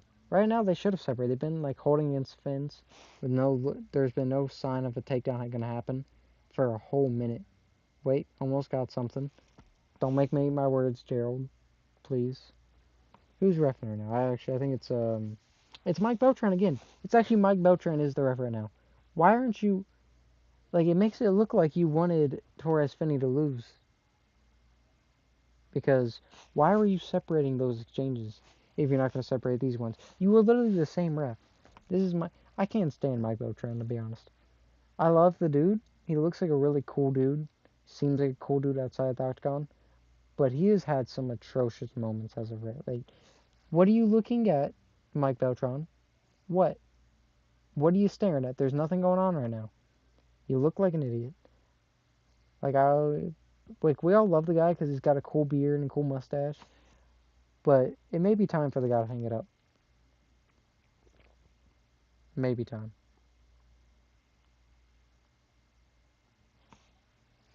Okay, now he separates. Dude, where was that a minute and 30 ago? Like, why? Like, why do it now? You might as well not have. I can't stand that stuff.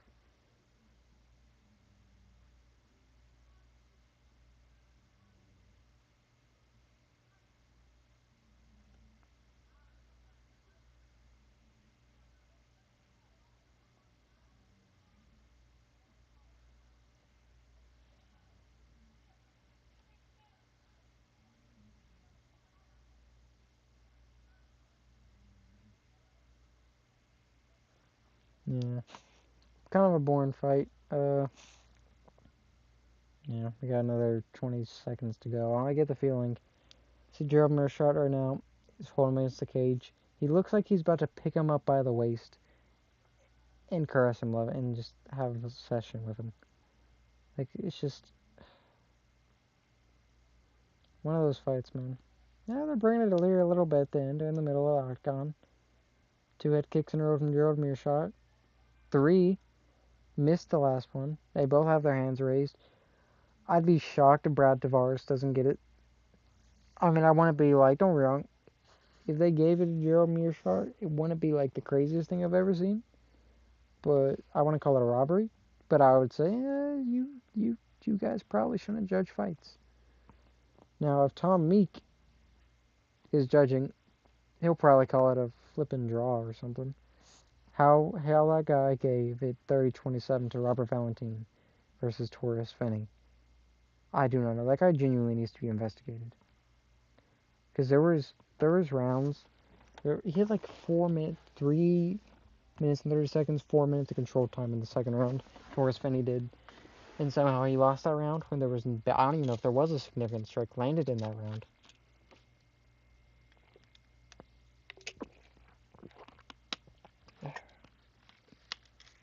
Man, this is, the first watch party I did for UFC was UFC 311. That was a great card. That was a fantastic night of fights. Everyone I've done since, because I've really only done, this is really my, actually nothing, but this kind of is only this is kind of the first one I've really, only really the second one I've done.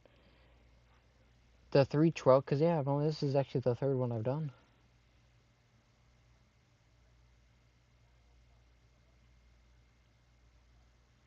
Yeah.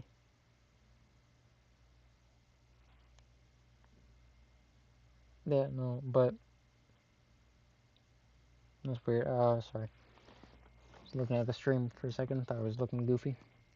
Because UFC 312, my internet went out and came back late. Came back at some point during the fights. But it was like maybe the co-main event, and I was like, yeah, I'm not gonna. I only had 47 minutes of footage at that point. I didn't really see the point in doing it.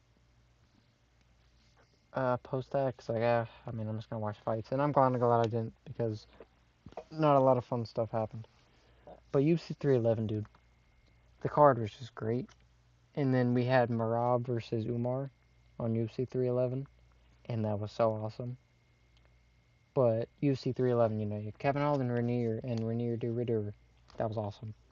I mean, not awesome. I wanted Kevin Holland to win, but he gets submitted in the first round. Pretty cool. Uh, Jane Almeida gets a knockout versus Sergey Spivak, right? Cool to see Jane Almeida get a win. He's one of the few new contenders Tom Aspinall could fight, so that's fun to see him get a win. Just moves the heavyweight division along. Also, Sergey Spivak kind of sucks. Jerry Proskauer, Jamal Hill, don't even need to say any more about that. And then, of course, Marab versus Umar and Islam versus Renato Moicano. It was just a great night of fights. None of those were boring. Not a single one of the fights on the main card was boring. And then you have Marab versus Umar, which is a fight of the year contender. So that was the first fight night I did, or the UFC watch party I did. Brad Tavares won. Wasn't even looking. And that was just such a great way to start a fight. Do your first watch party. What a great card to do it on. But UFC 312 would not have been a great one. But I was a little annoyed because I really liked the thumbnail I made for it. I like the thumbnail I made for this one too, but it's not great. My favorite thumbnail for UFC stuff is I did a UFC 5 knockout compilation, because I just uploaded, I just took some of, I think it was our top 15 most viewed UFC 5 shorts, and I uploaded them in a little compilation. And that's probably my favorite thumbnail I've done, because I think it just looks awesome for what it is. I actually have some approved version that I need to upload to that, and I'll look at it. But that was just a fun one. I think outside, what I can't, I'm not sure what the most fun live stream would be outside, because I had some really good, when I was streaming God of War, I was having a lot of fun.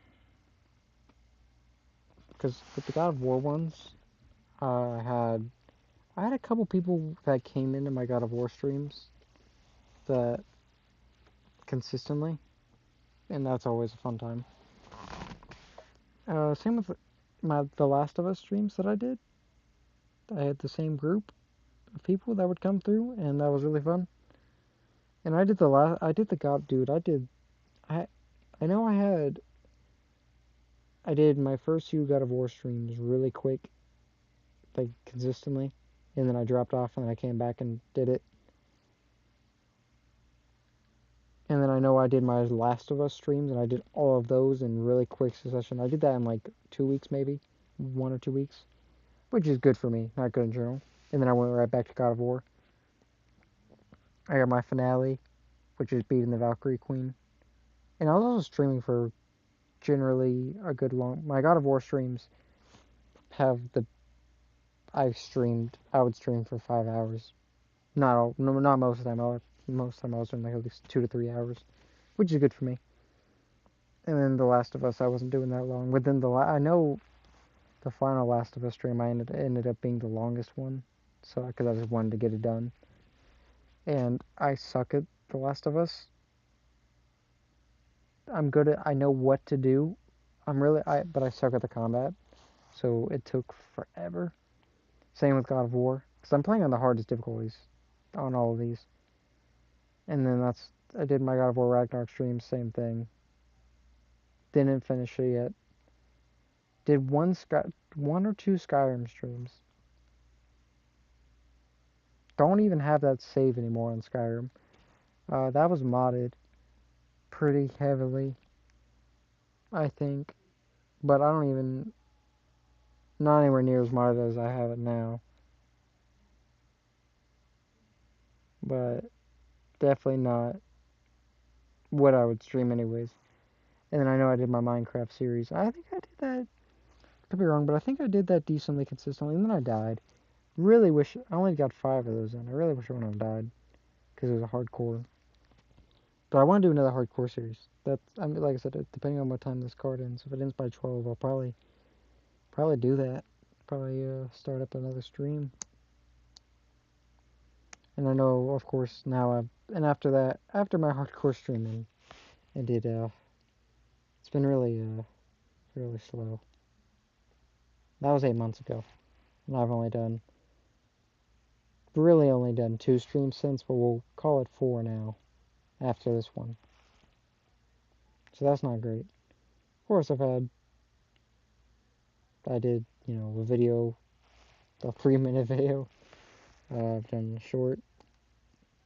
That's about it. But we'll get back on the grind. We'll get back on the grind. Let's see. What would be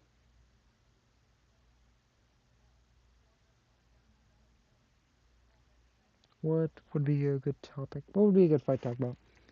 I guess we talk about UFC 314. Let's put up a graphic on ESPN. UFC 314. We'll just talk about the main and co-main event. Maybe one more fight. Alexander Volkanovski versus Diego Lopez. That fight has me sweated just to even think about it. Like Diego Lopez. Anybody who watched Diego Lopez versus Brian Ortega is terrified for Volk.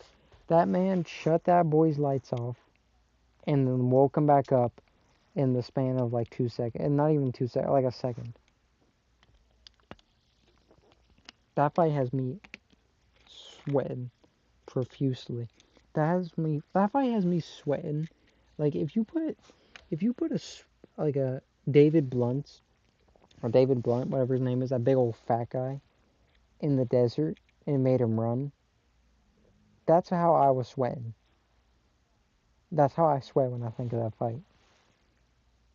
Cause what in the world are those eyeballs, bro? They got a crackhead. I'm telling you, they have a crackhead fighting next. That dude, not just because he's black. That's only one of my reasons that I think he's a crackhead. Hold on. Holy crap, do these eyes always look like Cortavius Romeus? That is a hood name if I've ever heard. Holy crap, hold on. We gotta look at this dude.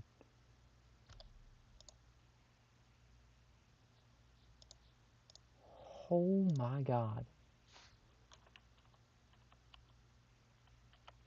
Holy. Hold on.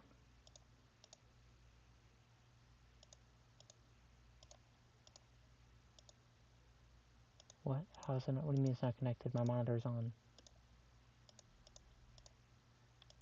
There has to be a display. Okay. Well, You're stupid.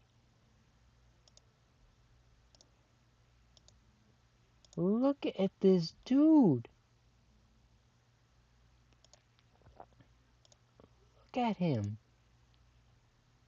Look at those eyes. If you're telling me there ain't something wrong with this dude,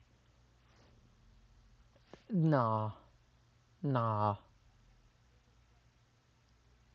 I don't trust a dude who look like that. And like I said, it's not 'cause he black. That's only one of the reasons I want to trust him. If a dude, look at those eyes. You should not be looking at somebody like that. He look, he look kind of normal there, but everywhere else, something's wrong with him. Did, look at it. Here's just a guy, him in Ray, that there's something wrong with him. He looked kind of normal here. But then in that same interview, look at those eyes. You know when they say you can see the crazy in a woman? I can see the crazy in him. For sure. Because that ain't right. I can tell you now, there's something dearly wrong with that man. But just based off his appearance. I would not want to meet him. There's something, like, I don't trust those eyeballs. I know he was getting bullied in school, though. I know that's probably why he learned how to fight. Because I know everybody was making fun of him. He looked like Darwin from Gumball. Like, that's bad.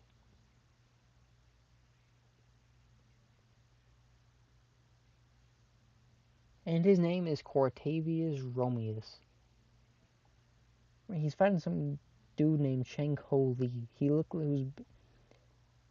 He just looked Chinese. I'm assuming he's Chinese. If he's not Chinese, I'm a racist, I guess.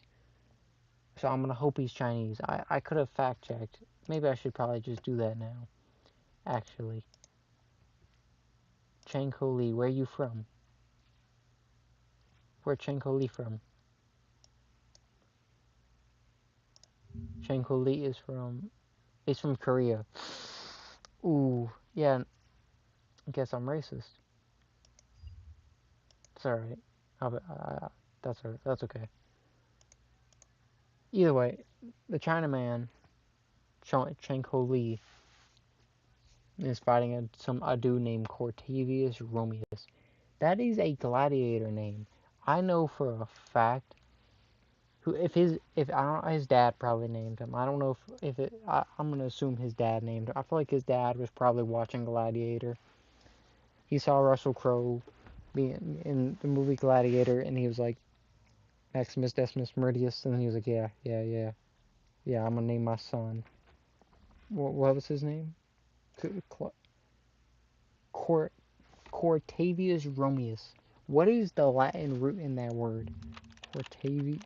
Cortavius kind of. What is? And his name is Are You Not Entertained?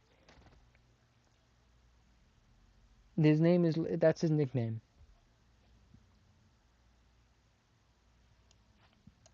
100% this dude's dad was watching Gladiator. Does this dude have a Wikipedia? Where did he get this name?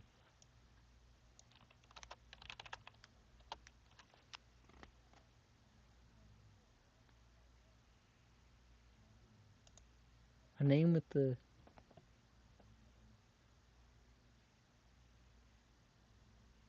Yeah, there. Yeah, no. This dude's. How is his name Cortavius? I'm kind of jealous that his name is Cortavius Romeus.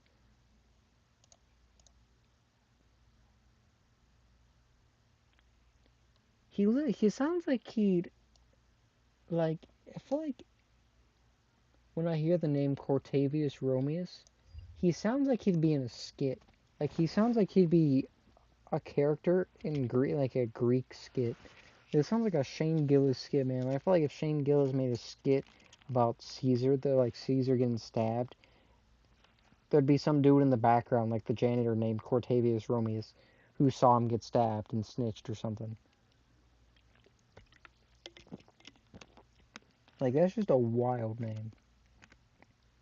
Like that sounds like if I was like that sounds like a YouTube skit. Like that's as bad as like Biggest Diggest. That's that's that's crazy, man. But it's a dope name. That's a dope name. Like especially to actually be a fighter. Like his name should not be Are You. His nickname should not have been Are You Entertained. It should have been the Gladiator. Because you have a name. Your name is literally Cortavia Romy. You sound like you're from. You sound like yes, you should be a slave. He looked like a slave. He looks like he should be in the gladiator pits. I shouldn't have said that. Uh, if my luck, that'd be the one clip of mine that'd go viral as me saying something mildly racist. Hopefully not. I promise I'm not calling the skinny black dude a slave. I am gonna call him a crackhead though. I will. I do think he fits that stereotype because I'm looking into this guy's. This guy is staring into my soul right now. They're doing the tail of the tape and his. It's looking right at me. I don't feel safe anymore. I really don't.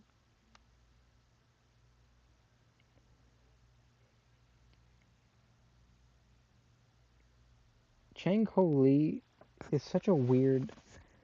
Like, is that a normal? How did somebody? Why is his last name in all capitals? I'm not even kidding you. His name is Lee. It is all capitals. That is his last name. Dude, he even got the hair of a crackhead. I'm telling you, he looked like Cat Williams.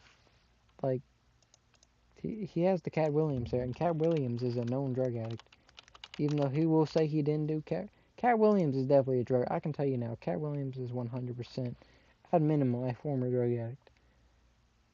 And he also got the crazy. You look at Cat Williams, you see crazy eyes. That dude, there's something wrong with that dude. He tried to fight a T. He got beat up by a middle schooler. Okay. Yeah, 100%. He looked like Cat Williams. I love Cat Williams, so he's my favorite lie. He's my favorite liar. Cat Williams is the biggest liar, though. Cat Williams is a liar that tells you he ain't lying, and he tries to make you believe it, which is the biggest credential. Oh, Quante. Oh my God. These guys are swinging. Oh my God. Chunko Lee is coming in for the kill. Chunko. I think Chunko Lee may be racist because there is no reason for him to be coming in with this much aggression. I don't trust. Hold on. Was Chunko Lee the dude who said called themselves an M-word killer to I Show Speed the other day? Was that Chunko Lee? Because the way he coming out, man, he really was trying to take this man's head off. He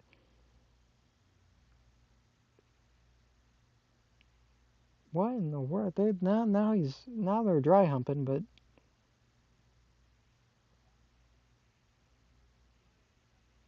what in the world?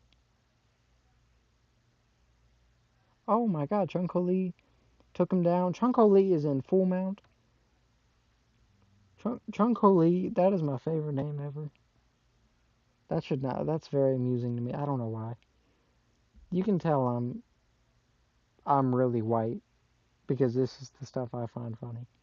Is saying somebody's name over and over again because it's Asian and sounds different. You can tell I'm not very cultured. Chunko Lee is being held up against the cage by Cortavius. What was his name? Romeus. Cortavius Romeus. I didn't start the round clock again. Corta- Dang, Cortavius just tripped him onto his head. Chunko Lee hit his head so hard. I'm amazed. Oh. This is your moment, Cortavius. This is your moment. Oh, Cortavius fumbled the bag. Yeah, wait, it may be over, Cortavius. Chunko Lee has his back. Chunko Lee is on his back with 2 minutes and 30 to go. He's got the legs lock. He's got the body lock and everything. Chung Ho Lee is trying to batter him.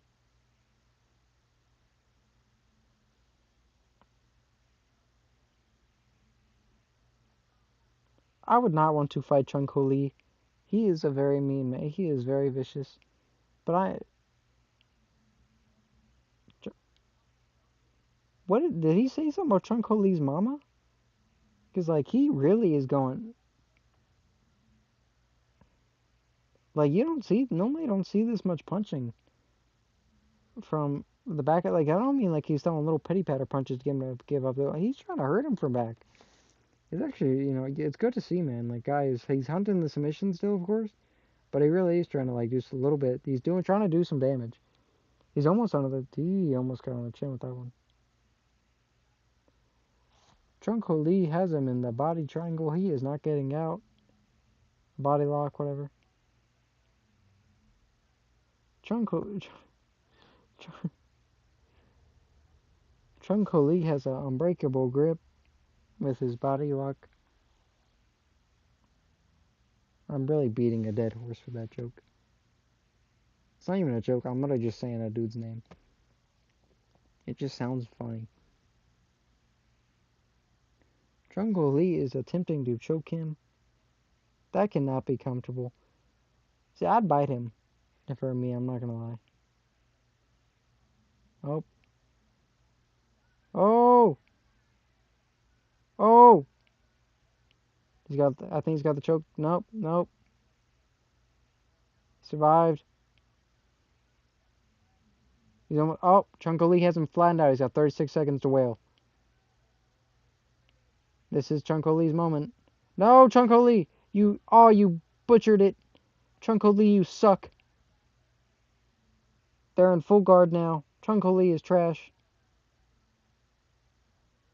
My God, I don't know how his leg is. Chung Ho Lee fumbled the bag. Chung Ho Lee could have finished the fight. Chung Ho Lee sucks. I'm now rooting for Cortavius, the Cat Williams lookalike. Not a good round for Cortavius. Not a good round. He is left bleeding from the forehead. Um, the, Chung Ho Lee was not was really trying to take his head off, and then he took him to the ground and he was trying to pop his head off like a corkscrew. It didn't happen. Did not quite happen.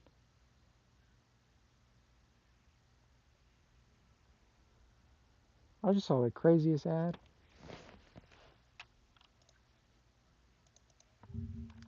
Ninja Crispy. Whoa! They make a portable glass air fryer cooking system.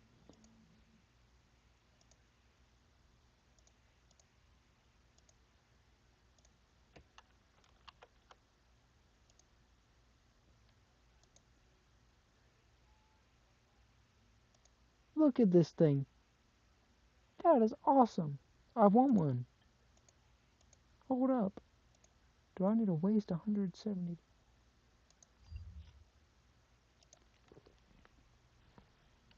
Don't start that.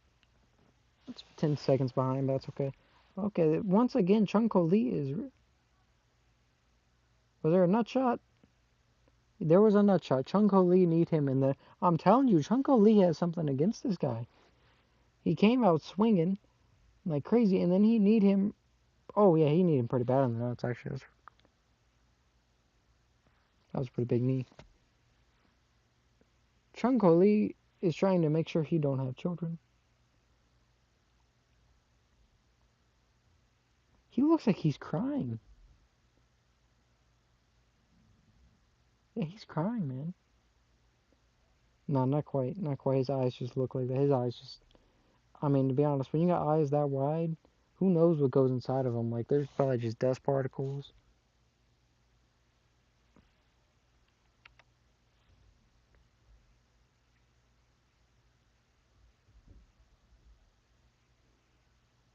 I determine whether a man is Asian or Chinese or Japanese? 'Cause this is a Korean man. And you know, I would have said either Chinese or Korean. But how do you actually determine? Like like without a name. So you can actually kind of tell with the name. Like if I'm being honest, I probably would have guessed he's Korean. But China man is better than Korean man. Okay. Okay. Once again, they are swinging, both of them. They are both swinging. My God. Oh, oh, oh. Cortavius has his back. Cortavius is backpacking him. Cortavius is doing the now. Aljamain Sterling. Okay. Oh, that could not have been comfortable.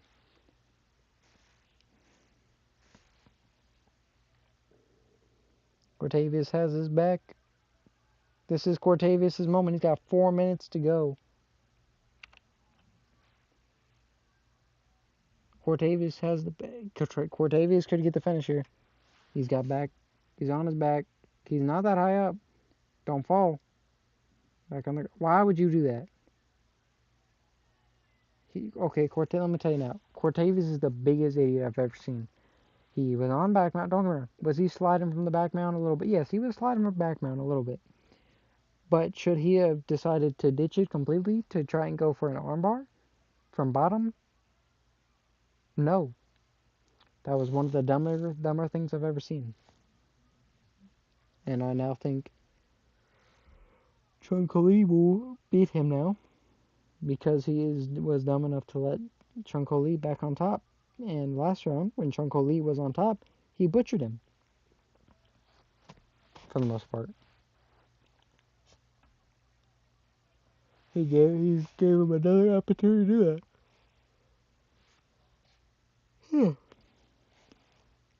And my stream is freezing. Don't get me wrong, ESPN Plus isn't like crazy expensive, but it sucked. Especially since I only use it for UFC.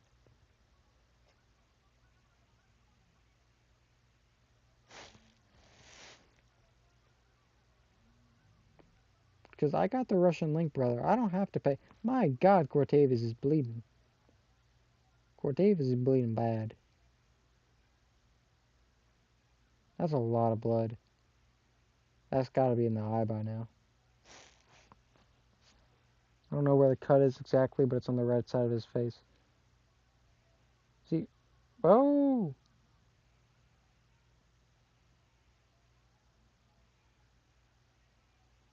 Cortavius may have an armbar.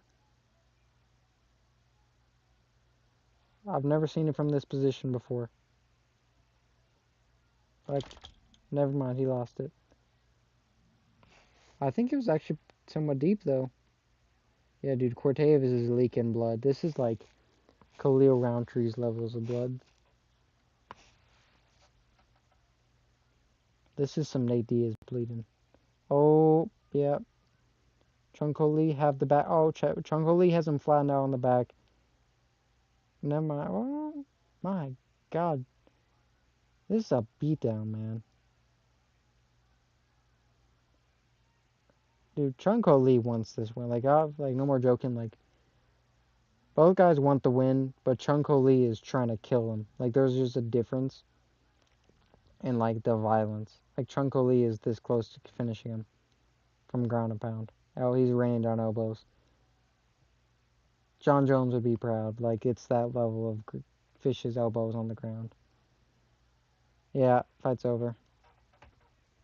Chunko Lee TKOs him. Beautiful ground and pound. Beautiful groundwork from both guys. Both guys did pretty good on the ground, but really you could tell Chunko Lee was really was just hunting for that finish the whole time. Every moment he got on the feet, he was slinging. On the ground, he was slinging. That was dude. That was a lot of blood. I wouldn't have been. I don't know what the cut looked like, how deep it was, but you have to think it was pretty deep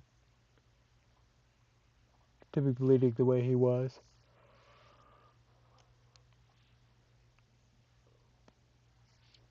because he was spreading blood everywhere and he wasn't stopping. Honestly, the fight may have got stopped from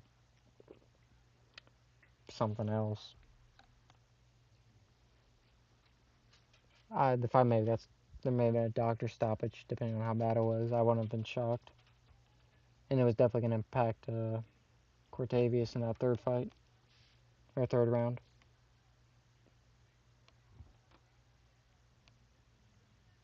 Now seems like a good time to do the Minecraft series live stream series that I was talking about because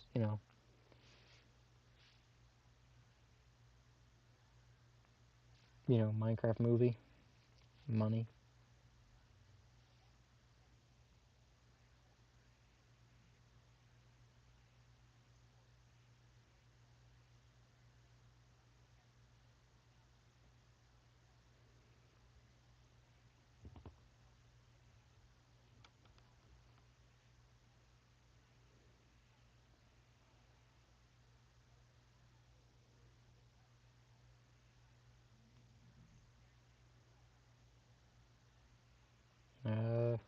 That was a good fight, man. That was entertaining. I feel like we really needed that fight at this point in the card. It's the midway point. We only got two more fights left, and hopefully the next fight's entertaining. Otherwise, this has been a bit of a snooze of a main card. Like I said, I didn't watch prelims to know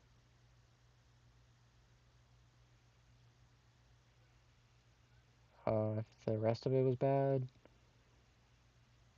but outside, I would be kind of shocked if it was the rest. I would be shocked if those prelims were good. I'll put it that way.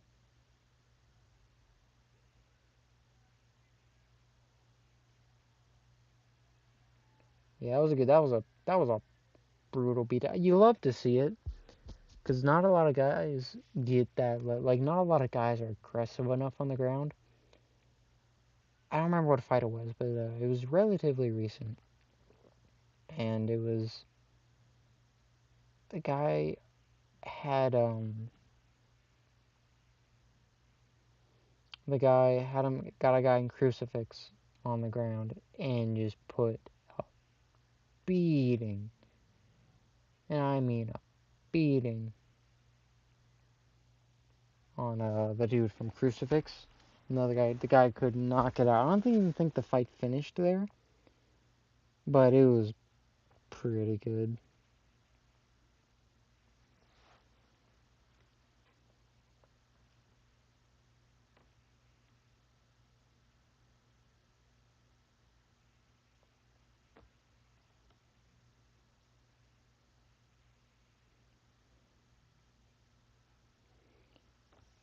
Uh, I talked about Diego Lopez, Alexander Volkanovski fight, but I never talked about uh, Paddy Pimblett versus Michael Chandler. That's a very interesting fight. I think that's actually the most interesting fight on the card in terms of, well, not in terms of the future of a division, of course, because, well, maybe it is. I guess if Paddy was a future champion, it would be. Maybe he is. We don't know yet. But to me, that's not the most important fight. Well, yeah, to me, that's not the most important fight on the card in terms of that. I think Paddy, yeah, no, I had it right the first time. Paddy Pimblett, we really don't know how good Paddy Pimblett is. Not yet, at least. We really just don't. We think we have a good idea, but we don't. We don't know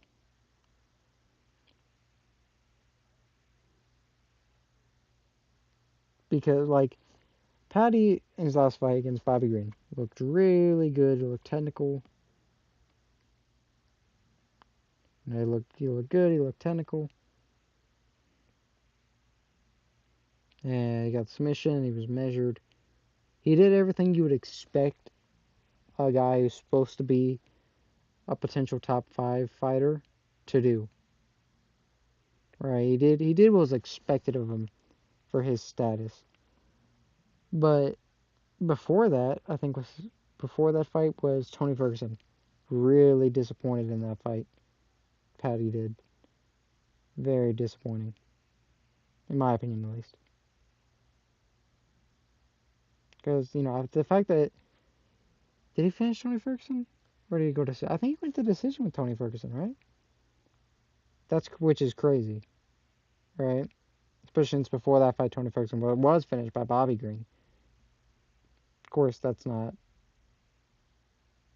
styles make fights and all that, but the fact that Patty wasn't able to finish Tony Ferguson doesn't show me great things.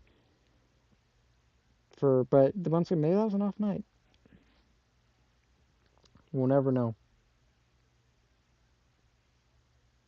But I really, really would think if I were to bet, to say if I was gonna place a bet on this fight, it would be on Michael Chandler. Despite the fact that Patty's the favorite right now, like when you look at Michael Chandler's career in the UFC,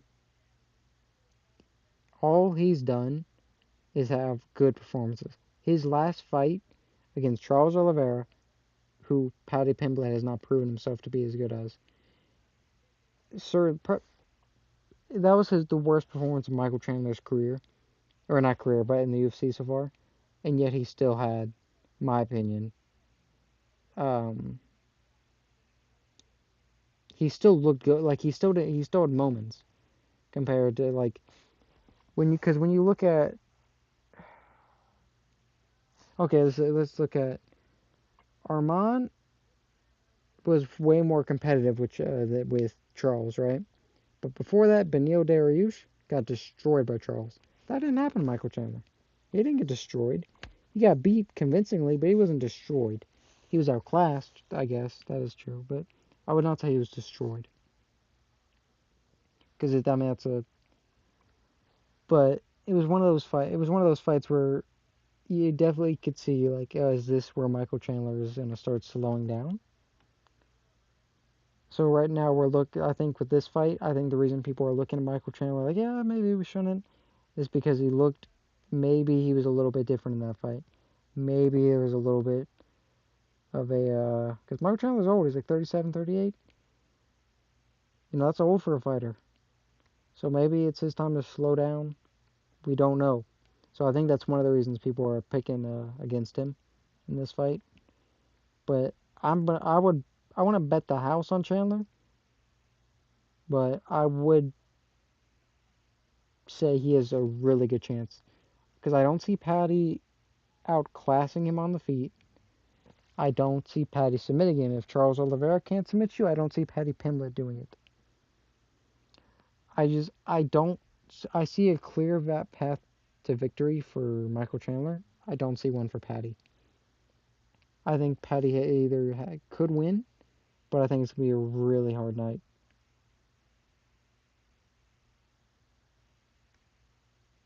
If he does get the win, he's going to have to fight tooth and nail for it. But we'll see. That's now, MMA math doesn't work. That's the fun part of this sport. We think Paddy Pimblett may have no chance. People think Paddy Pimblett may destroy him. People may think it may be competitive. Some people think Michael Chandler is going to destroy him. It doesn't matter. That's the fun part, is we get to see it, of course, at some point. And, and that's like, it's so unpredictable. Paddy Pimblett, for all we know, some guy's going to get their leg broken when they walk out there. We have no clue. That's the fun. That is the fun of it.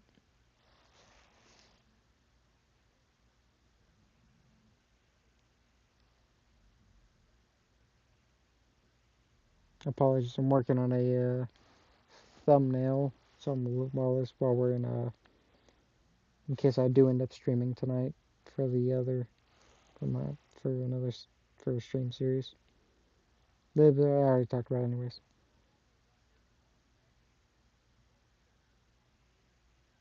And I just want to want to work on this now in between fights.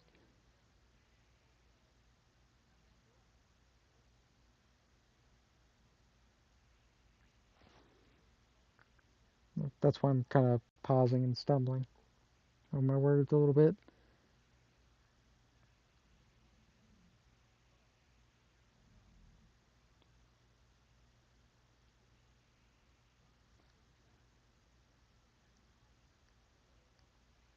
Alright, here's the next fight. I don't know either of these fighters. I know nothing about them. It's a featherweight bout. Both guys are decently experienced. That's all I can tell you. Would like to tell you more. Can't.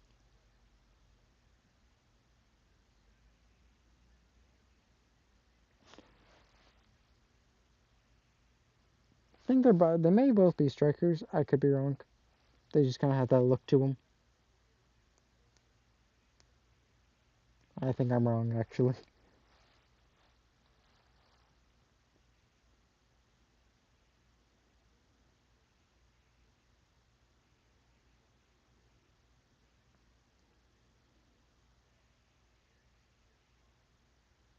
But another good fight on that card on UFC 314 is, of course, uh, the most controversial fight. Not much, well, it has the most controversial fighter on it, Bryce Mitchell. Not sure how I feel about Bryce Mitchell right now. You know, I think he's an absolute idiot. Think he said probably like Dana White said, Bryce Mitchell may actually be the dumbest guy on the planet. But I don't. He really just once again. I mean, he said what he said is so bad. Like it's inexcusable what he said. Like there is no excuse for it. There is no redeeming it. There is no. Oh well, I think he was on cocaine. No, no, or sorry, meth. Hitler was on meth. That like I just don't. I don't know what Bryce Mitchell was trying to say there, but he's never struck me as like this super bad guy. Which makes it a really weird scenario because when I look at Bryce Mitchell, I think I'm like, he's always seemed kind of like he's kind of an idiot, but he's a nice guy. He's harmless, you know what I mean? Like oh yeah, he's harmless. He's an idiot, but he's harmless type of guy. But now I'm like, but now I feel like he needs to be demonized in some way, but it feels weird because I feel weird saying anything positive about Bryce Mitchell. But purely fighting based, Bryce Mitchell is, he's a talented fighter. Like you can say what you want. Dude's got slick jiu-jitsu, really slick jiu-jitsu. And Gene Silva, I can't remember the other fighter's name, did struggle to not get taken down in that fight that I'm referencing. So we'll have to see. It's very possible, and I think some people don't accept it, that Gene Silva loses to the Nazi. It's a genuine possibility. Whether you dislike Bryce Mitchell or not, we do live in what is called the real world, and the good guy does not always win. And who's to say, we don't know if Gene Silva is actually the good guy. Not that, well, I mean, in this scenario, he definitely is the good guy. But it's not like he's a hero. I mean, he's gonna go fight somebody for money. But that's a really interesting fight. I really don't want to be shocked if Bryce Mitchell comes in there and just destroys him, outclasses him. It's a pretty big step up in competition, in my opinion.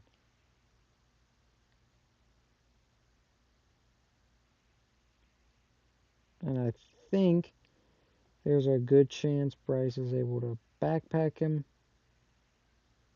and take him out.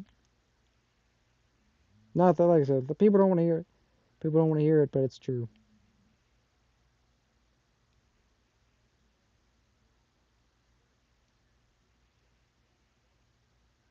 It's a very real possibility. I actually think it's more likely that that's what happens than anything else in that fight.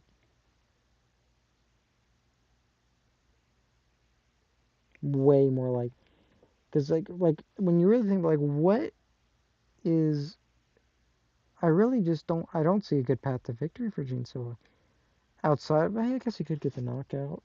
That is, yeah, that's a really weird fight.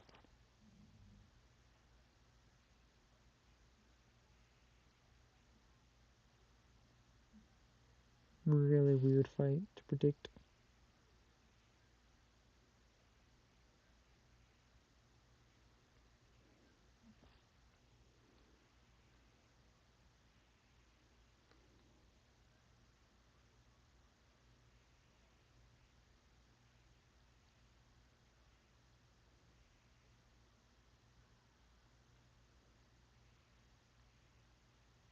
What in the world?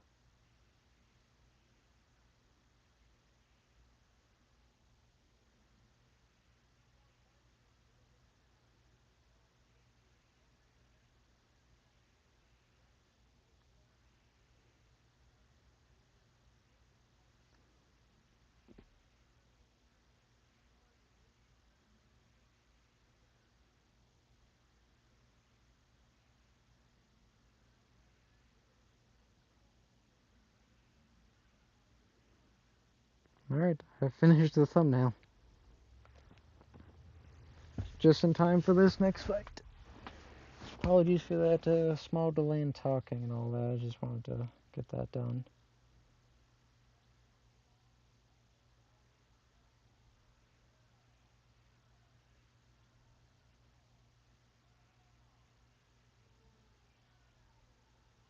Kind of a big, very annoying thing to actually get done in the middle of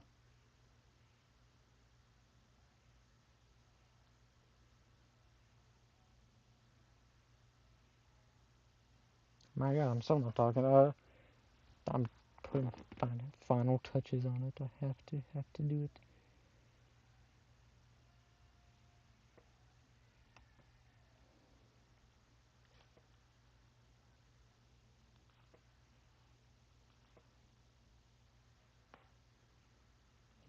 I'm doing something I think is funny for it.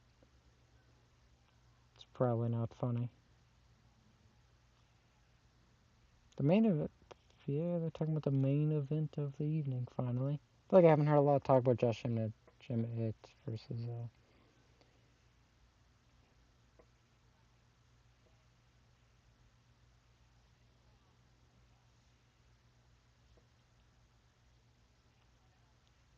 was a nice kick. Ooh, take down. Wait, wait. We may have a good. Nope.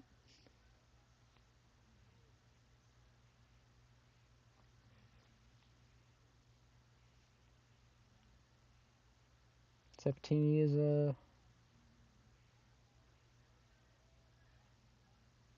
he's not choking. I don't think. He's only got one arm. I don't think he has both arms.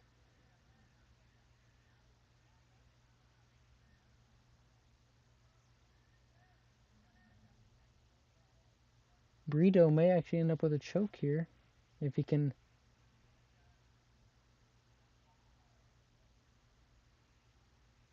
I don't see this guillotine happening, but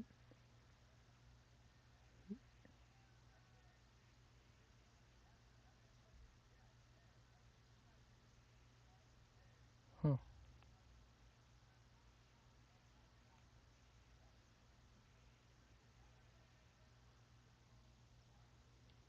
Sabatini does need to get out of this, though. It's not a good look on to be stuck in a choke. I mean, he's not really being choked, but it's not a good look. Now, it's also not good for Brito because he is exerting a lot of effort to keep that when it's not doing too much.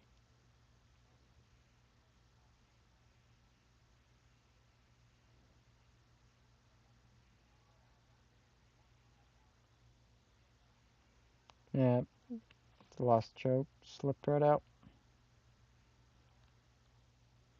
Like I said, there wasn't really much of a choke. It was more of just holding him there, just half in guillotine.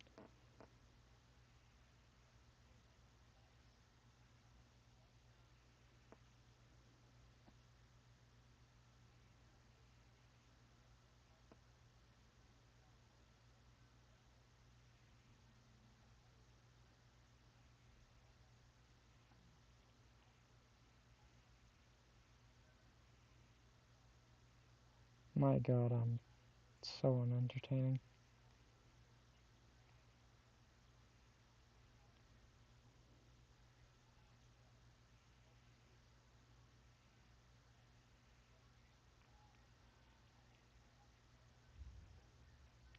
Yeah, Burrito's kind of getting held. This is not a good start to the co-main event in terms of excitement. I'd be lying if I said it was like the most boring grappling exchanges I've ever seen. Sabatini's kind of got in a little bit on this. No? Okay.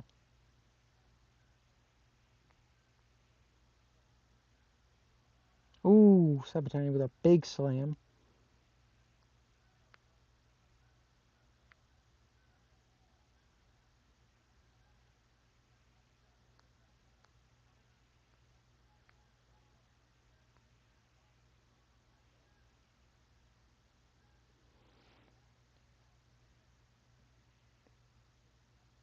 Burrito once again has that half-in guillotine.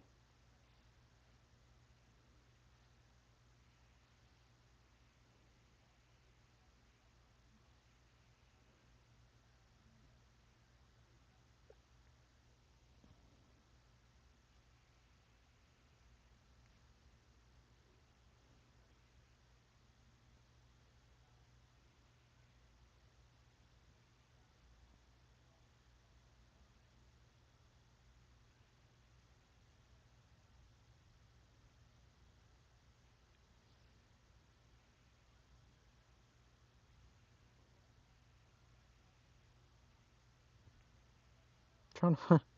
Ooh, some big ground and pound.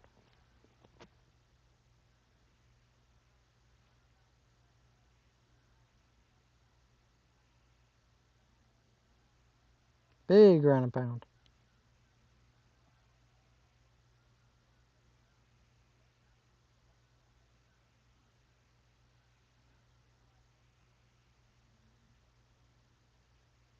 Big shots.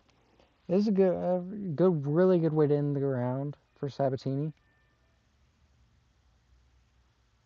Both guys still fighting. Burrito, even though he's on the ground, was still throwing, but really good way to end the ground. Especially since it wasn't a super great round for Sabatini. Great way to end it.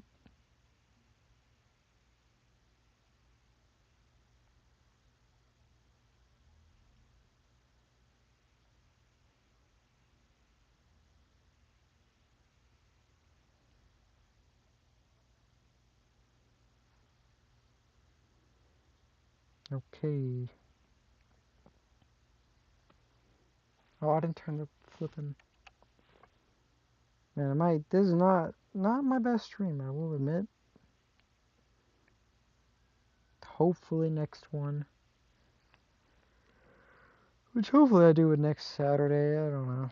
We'll see. Lone Sky may disappear for another 3 months after the stream. We have no clue. There's a really good possibility that's what happens, actually. Both guys look happy to start the round, weirdly enough. Having fun, I guess.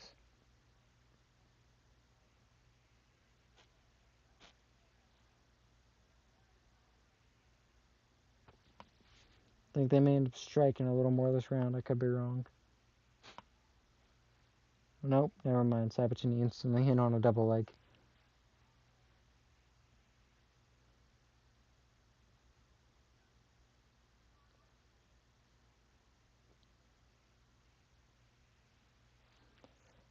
A decent fight for grappling, like for wrestling.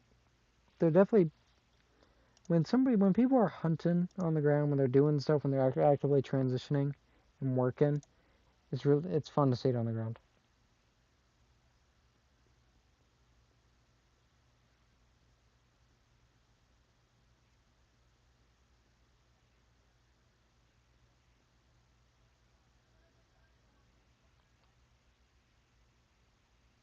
What's going on here?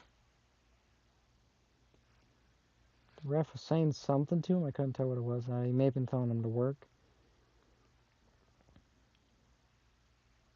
Burrito is scooted against the cage now. God, the worst thing about the cage when you got fights like this is don't get me wrong, it's actually a good thing for guys getting back up, which does tend to make the fight more entertaining, which is part of the point of it, partly. I think one of my biggest things about it is it can mess with submissions. I've noticed, like with I think Colby Covington, Leon Edwards. I don't think Colby Covington would have got this arm triangle anyways. The fence was really hurting him in getting that submission. He may not have even gotten to that position if there was without the cage. To be fair, but you know, there's instances like that where it could change things. Because there's not enough space to. It's kind of, it can be hard to create space from the top position or the bottom to escape. Because there is a cage, but generally on the bottom it gives them leverage to work with. Not that it can't help the guys on top too. Having somebody pinned against the cage and wailing on them can help greatly. I mean, we had a pretty long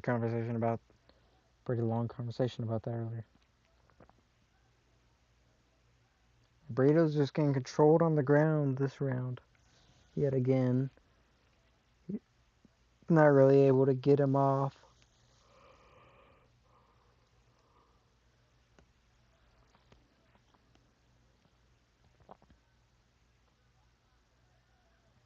Little pot shots from both guys.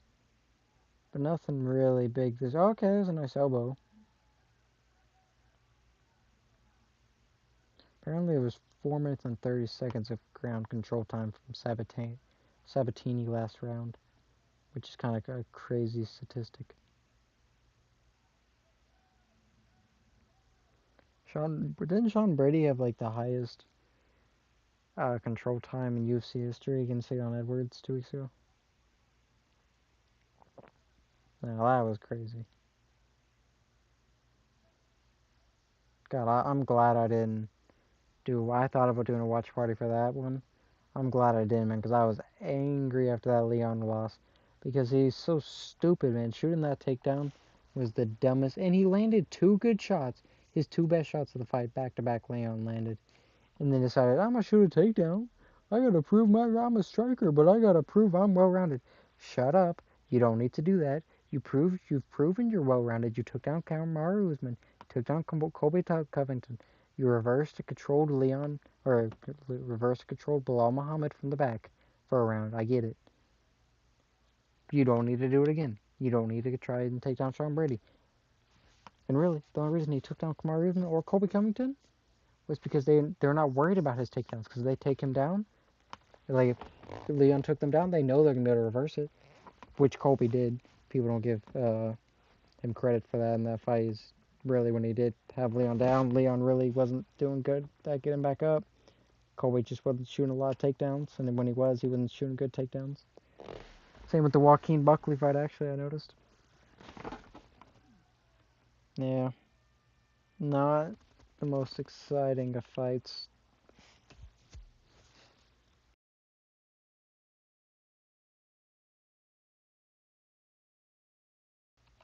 Not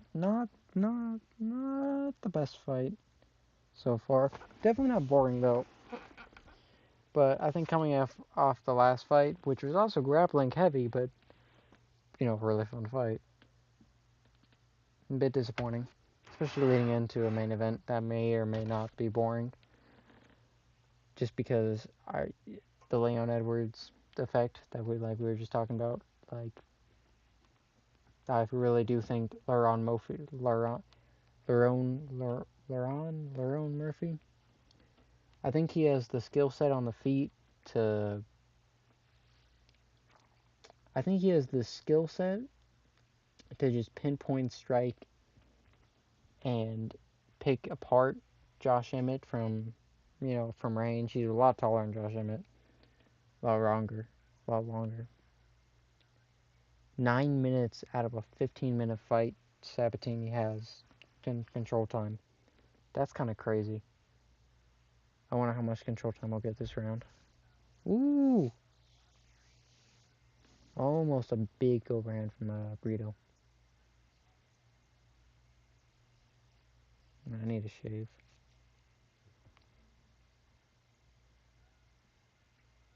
I feel like Sabatini is probably. Oh, ooh, ooh, okay. Whoa, oh, oh!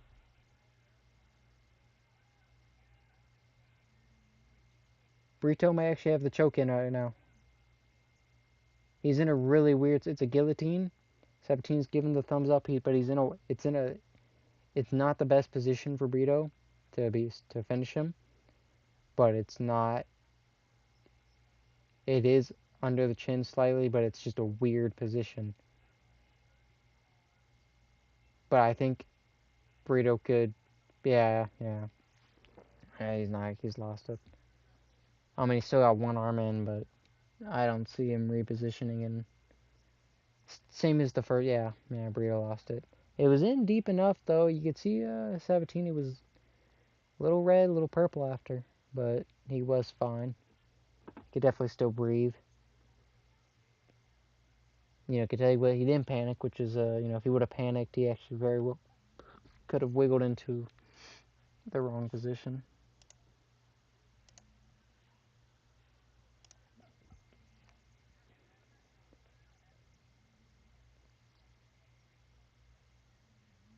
You know how I said, I don't know who these guys are. I said they may be strikers. Yeah, no, I was really wrong. Ooh, nice elbow from Sabatini. Like Sabatini to just transition to full mount. I mean, he can't right now. He's being locked up, but try and get to that full mount and just finish.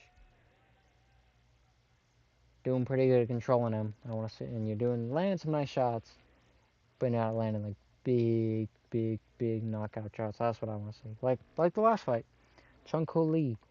Chung Ho Lee was landing them brutal elbows. That's what I want to see. That's what I want to see from Sabatini. Hey, I like that Brito has taken the opportunities to try and get the submissions.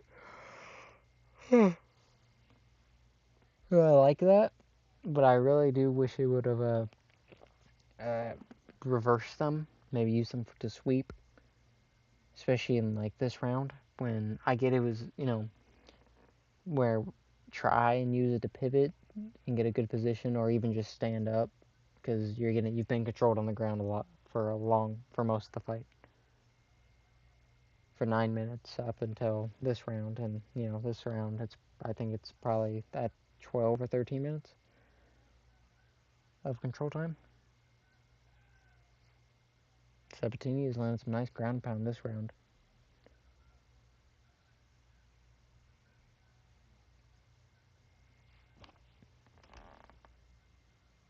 Maybe I should do like I know I don't want to do a face cam, so maybe I should just get a camera for my dog.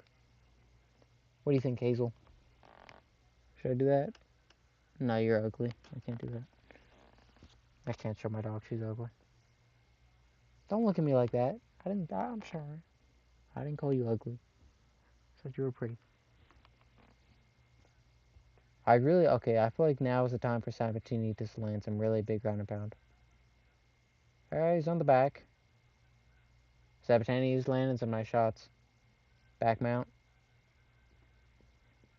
Don't do what you're about to do. I know, I can see what you're about to. That's a mistake. I don't know what you call that. It's a mistake. There we go. Keep going for the punches. Keep punching them. Full mount. Yeah, this is it. Big shots. Big shots. This is it. Shouldn't have gone for the choke, man. You just let him some really nice shot. I mean, you're not even on. Don't even have back mount. Come on. Flip him back over. Come on. 48 seconds to go. Come on.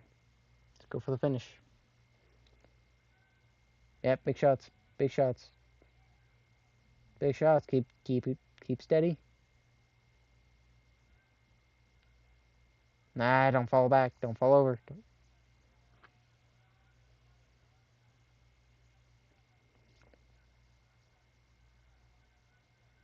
Straighten up. Don't fall off. There we go. Come on. Big shots. Flying it back out. Nope. Okay. He stood up. Oh, there we go. Hit him. Just hit him. No time for the choke. Maybe, I guess. Hit him. Yeah, Sabatini dominated this fight, man. That's probably a 30-27. Dude, this last round, dang near. If they were without that, I mean, yeah, that was a pretty good performance from Sabatini. Not the most boring fight, not the most exhilarating fight, but you can't expect every fight to be a barn burner. It's not how it works. Not bad though. Not a bad fight. Uh, Sabatini worked for that. He was definitely trying to get the finish. I think he could have done. Sometimes when I see guys going for chokes when they have them hurt, like they land a good flurry of punches, then they go for the choke. I'm like, man, you're an idiot. But I understand that, they're that guy's hurt, took a few punches. That's the time to try and sink in a choke, you know.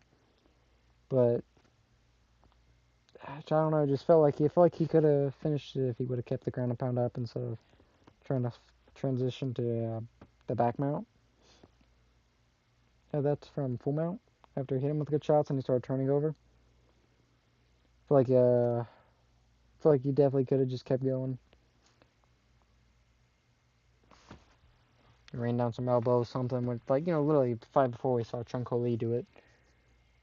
Similar positions, but dominant performance. I don't know how you don't score that. 20 at best that first round maybe you give to Brito because of the submission attempts. I don't think you should give it to him because of that, but no way you don't give that at least 29-28. Should be 30-27 to Sabatini.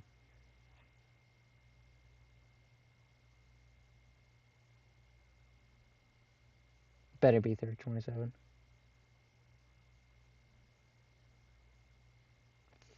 30-26 and 30, two 26s and one 30-27. I don't think any of those rounds are 10-8 rounds, man. What round would you have said was a 10-8 round? Can I see that scorecard, please? I want to know what round they thought was a 10-8. Because, I feel like a 10-8, you kind of got to, really be close. I mean, you got to be, beating them. A 10-8 to me is Benoit Saint Denis versus Renato Moicano round one. That's a 10-8 round to me, where the guy is just, half dead after.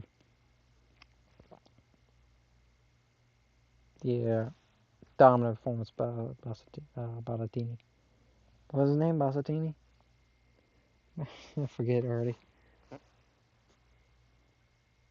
Alright, now we move on to our main event of the evening.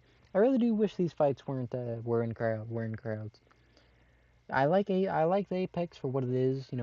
I respect. I think the Apex is a good thing overall, though. I will say, um, not just because we get more fights, probably because of it. I think the Apex is good for a guy like Torres Finney to may just not be ready for bright lights, you know. But I don't like it for main events. I don't like us having pay-per-view worthy fights. Like maybe they should be on maybe just the prelims. Well, not pay crowd worthy fights. Like we shouldn't have had. We had Roman Dolidze versus Martin Vittori. That felt wrong to have on a fight night in the Apex. I believe that was in the Apex. Pretty sure. I think that was a week or two ago. I'm pretty sure that was in the Apex, and that felt wrong. I watched it live. I'm pretty sure that was in the Apex. If I'm not, I sound like a fool. But you know, Dustin Poirier Dan Hooker was such a cool fight to have in the Apex. But if we're being honest, would you rather not have rather had that fight in a crowded arena of 20,000 people going crazy, 15,000, 20,000 people? Let's talk about this main event because I haven't really talked about this main event in detail, I guess. So Lerone Murphy, I watched his last fight. I thought he actually lost it. I thought Dan Ige won the fight. I mean, I thought it was really close. Thought Dan Ige probably could have got it, but I was like, yeah, didn't feel it wasn't a robbery.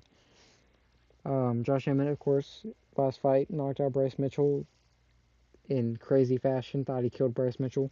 One more punch probably would have killed Bryce Mitchell because the dude was already seizing instantly. Bryce Mitchell kind of got lucky there. If that was a Francis Ngannou type person, Bryce Mitchell would be dead.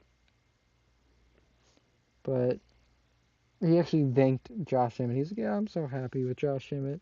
Dude, he just knocked you out. You don't have to be happy with him just because he didn't follow up. Josh Emmett don't ever follow up. I mean, I'm sure he's followed up a couple times. That dude just stands there after, though, because he kind of knows that he just... Josh Emmett, I will say, though, I think has become a little bit overrated since the Bryce Mitchell win. Because let's not pretend like he is the world's best striker. He's got a really good overhand right because he's got a lot of power in his hands. And he's got some good wrestling. He's got okay strike. Like, his striking really isn't that good. Like, it's not like he's some world-class striker. Like, he's not as good as... Like, he's just not. He's not as good a striker as Lerone Murphy. We know this. We know he's not.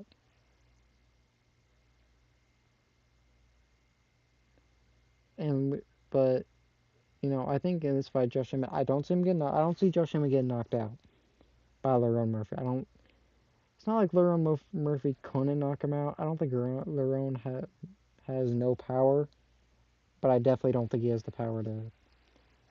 I don't think he's going to be one shot knocking out most people in the UFC. He has 2 finishes in the UFC, and they were in his first 2 fights, I think, and he's in 3 straight decision wins since. So I don't see it. I don't see it happening.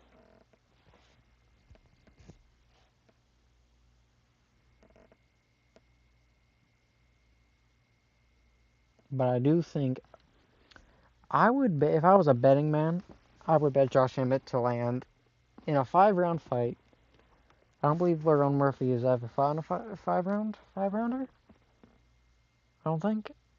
Could be wrong. I could be wrong, but I don't think he has. I would. I wouldn't want to bet against Emmet landing one overhand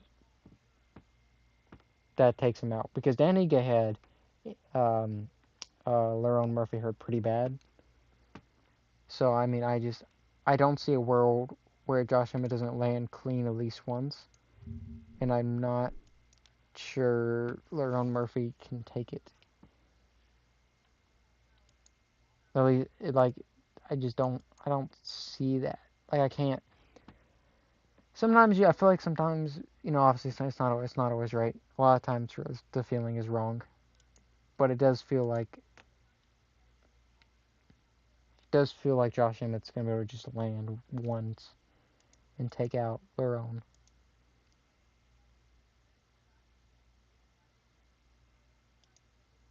Because, like, I mean, Danny Gay had Lerone Murphy hurt pretty bad, man. But I will say I mean, I've seen some people talking about the well-roundedness of Lerone Murphy because he's got some good grappling. He does. He's pretty well-rounded. I think he's more. So it's definitely possible that he's able to just maybe he just takes down Emmet, but I don't think he's good enough to hold Emmet down. I don't see him doing that. I don't see him just doing whatever he wants to Emmet on the ground. That's why I think everything is in place for Lerone Murphy to be able to edge out a decision. Not even edge out, but to win a decision. But I think he has the skills to do that, to mix it up, to win the striking exchanges, win the grappling exchanges, and not get caught. Hopefully not get caught in those. But I think there's definitely if they fight 10 times, I think at least half of those times, Josh Emmett's gonna land a big shot and take him out.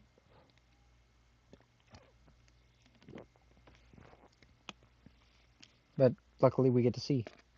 We get to see one of those 10 times I'm talking about. Let's hope it's how I predicted, I guess. I don't really get the beard from Josh Emmett. I guess he's building up a shield or something for his chin. I don't really know. Like a cushion, I guess, is probably a better word. There is some logic, or some, I think I saw like an article or something about it forever ago that does suggest that having a beard is slightly better for absorbing blows. But I can't imagine a beard like I can't grow a beard like that.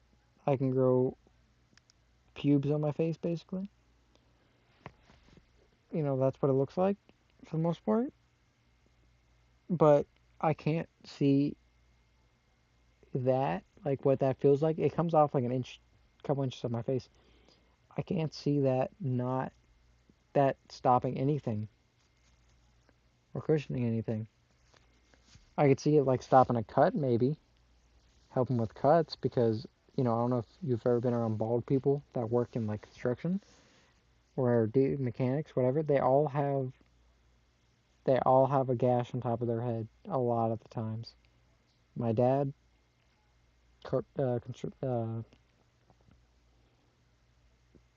contractor, that dude, he's bald, hit his head a lot.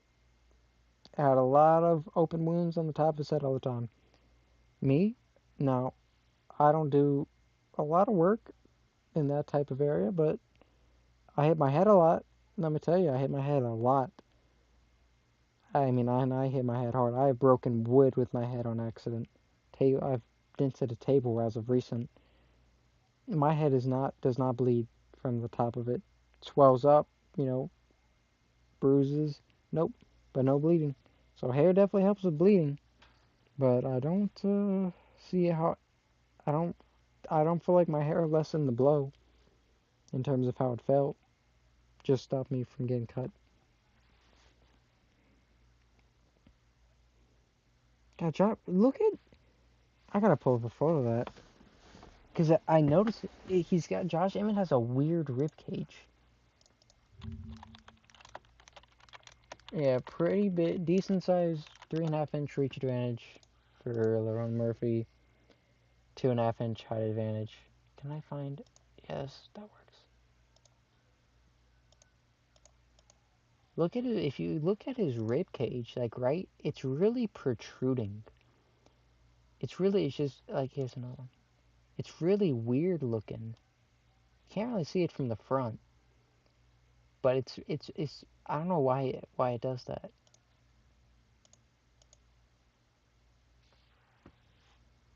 It's really weird.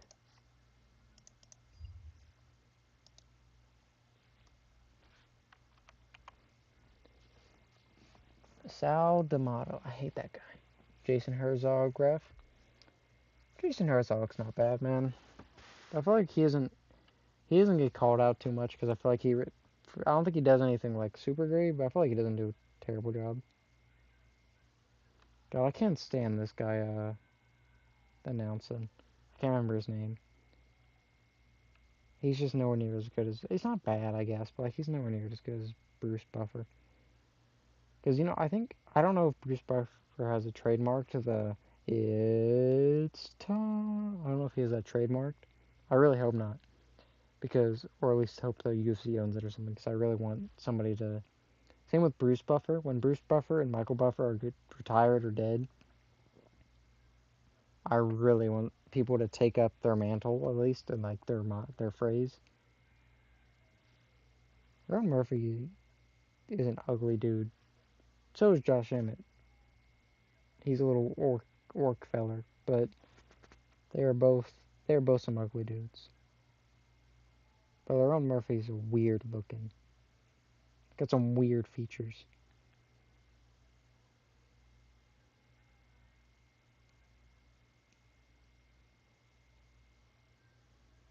See, Josh Emmett is 6-3 as an underdog, and he is the underdog. So yeah, like I'm looking at his ribs again. His ribs look weird.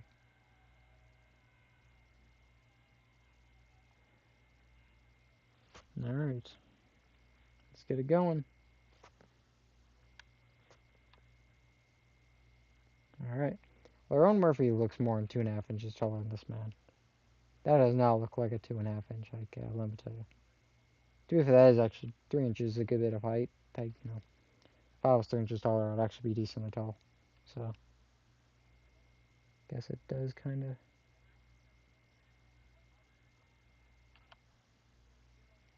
It doesn't sound like a lot, but it kind of is.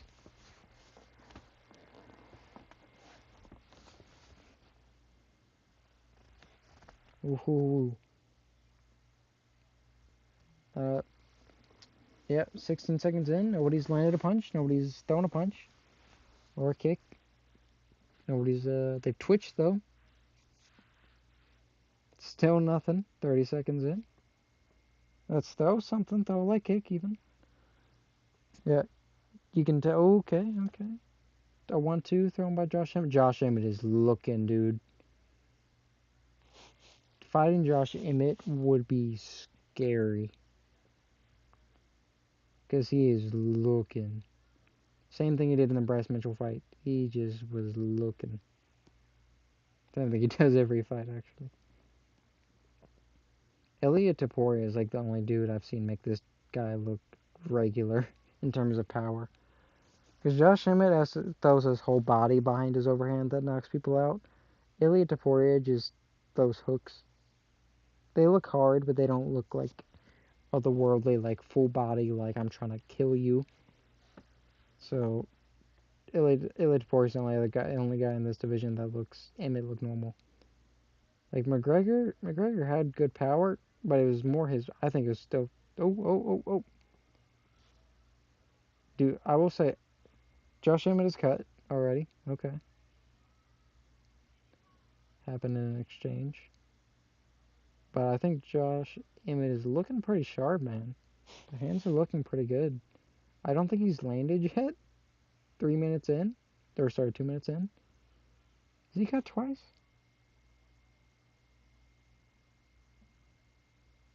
They're very small cuts, like on the side of his. I'm not even sure if it may be from like the blood nose getting splattered. I can't tell because it's such a small amount of blood. It's hard to. Oh no, there's actually a pretty big cut on the middle of his forehead. Josh Emmett is actually bleeding decently bad. That could be a problem. It's if it opens up. I mean, it's a 5 round fight, especially if Lerone gets him to, and right in the middle where the guy who's rangy, he's gonna be popping the jab, and good chance it runs into the eyes maybe. That's a good bit of blood already, and not a lot of punches have landed for either guy. Josh Emmett is really just looking for the one big opening, and Lerone is probably hesitating a little too much. But he is coming forward. I don't think he's scared, but he definitely looks very hesitant, very wary of the power, which he should be.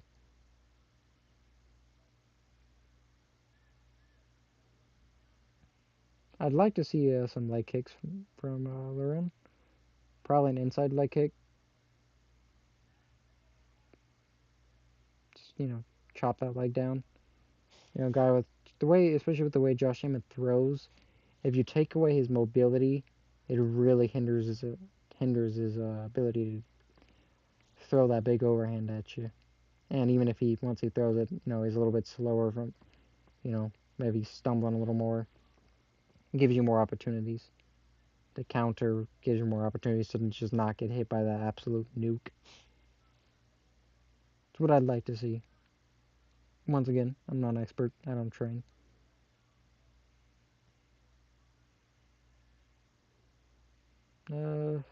Josh Emmett, I don't know what. Josh Emmett he may want to shoot a takedown, to be honest. To get in close. Then, just give Lerone something to think about. Lerone doing a good job of keeping the guard up, keeping the guard strong. Some body work from Emmett would probably be a good idea, too. Just work the legs. I've seen Emmett throw a couple leg kicks. Probably a good idea, just, set things up. Oop. Takedown from Emmett. Doors a trip. Okay, right back up. Emmet caught a kick and dumped him. 5 seconds to go. 2, 1. Round over.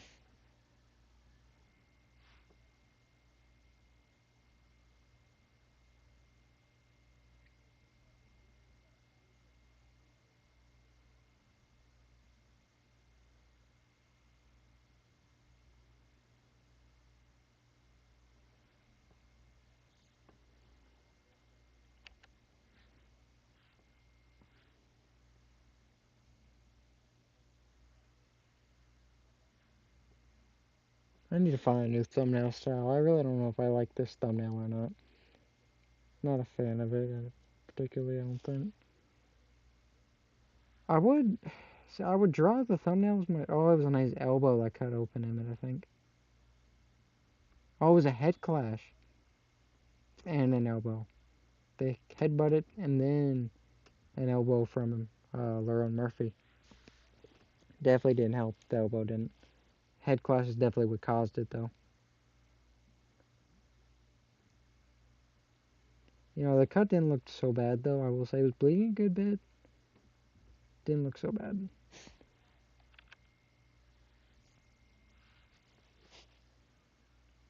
Oh, Josh kind of has him pinned here. Nah, nah. Lerone escaped.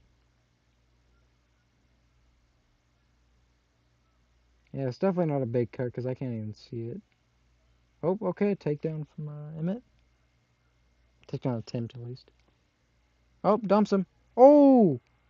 Dumps him big time. Throws him in there. Definitely tell you who's stronger. At least I'd say. Emmet looks strong, I will say. He look always a dude that looks strong for the weight class. Like, even just now when he kind of picked him up on the ground.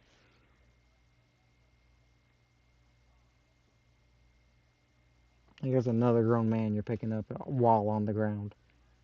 While he's on the ground, trying to resist you. I think that's very impressive. And he's trained to resist, of course.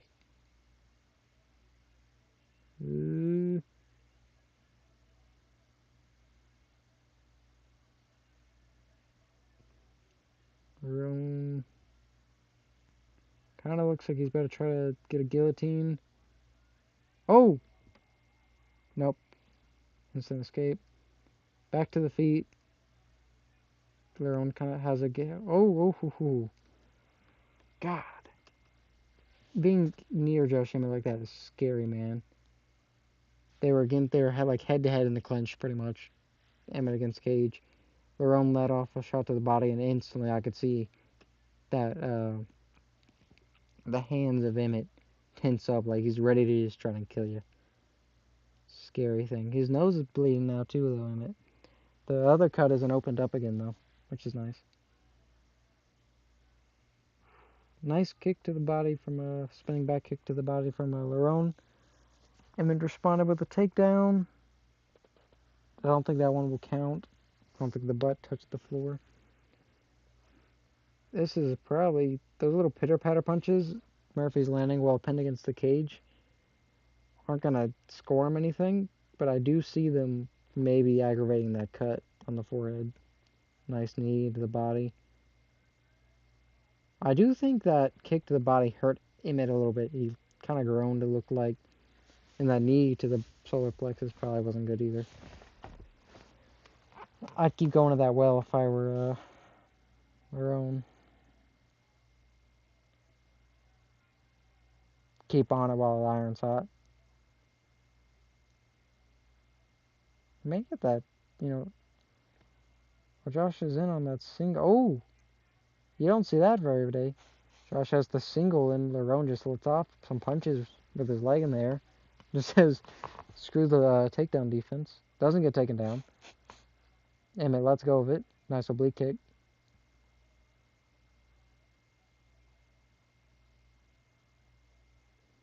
I love the oblique kick. Never used it personally. But I love it as a kick. I don't know why people are like, oh, yeah, it's a damaging technique in careers. I'm like, look, man, people can knock you out. They can cut you open with their elbows. They can do They can choke you. They can slam you on your head. I don't care. Somebody can stomp on your knee. You know what I mean? They can break your arm in a submission. Nice leg kicks. Barone is looking really clean this round. This has definitely been his round in my opinion. First round was pretty close. I don't know how I'd score that one. I'd probably lean towards Emmet on the first round. Emmet has definitely not found his range yet. He almost did just now. It's the game of inches with Emmet, man. You really have to play that game with him. If you want to get close to him, you're going to have to risk getting hit, which is exactly what Ilia Topuria did. Ilia Topuria got real close to Emmet, and he almost got cracked a couple times. He got hit a few times, of course. But, with Emmet, you really got to be solid with your defense. You have to be. You have to be dang near perfect the whole fight. Yeah. Very good round for Ron Murphy. 10 seconds to go. Unless something big happens, it's his round. Yeah, his round.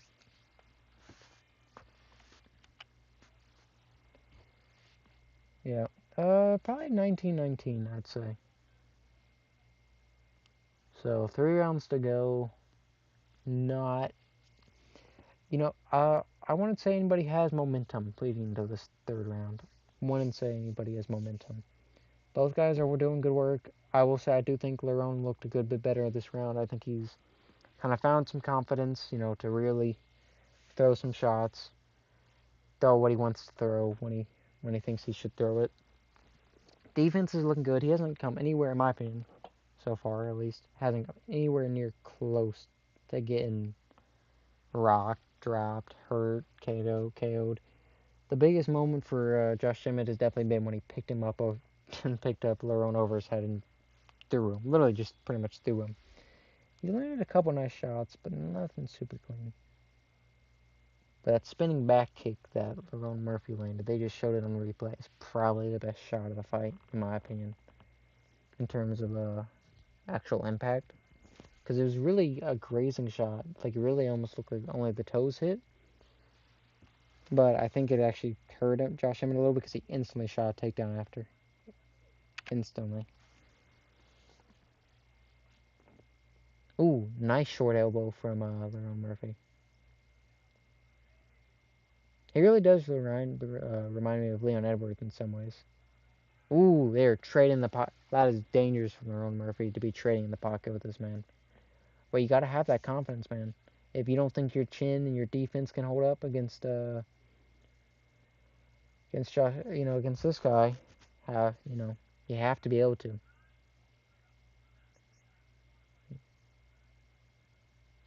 You have to be able to trust in your defense, and he obviously does. I mean, being will, and it pays off sometimes, man. Because not a lot of guys do trade in the pocket with Josh Emmett, so they don't always expect it. And if you would do it against anyone else, everybody's human. If it'll work on this guy, it'll work on this guy. Not inherently, like obviously styles make fights, but what lands on somebody is the same as other people. Is what I mean. I'm not explaining that very well, but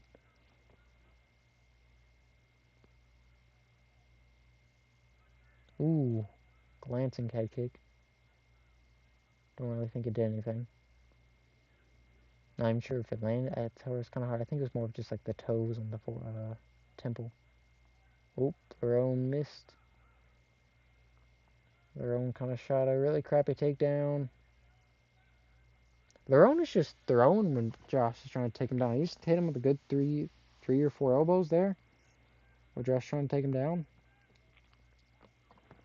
I don't know. You don't see guys do that too much, man.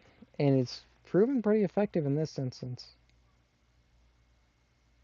I really like to see Lerone control the head, push down on the head a little bit.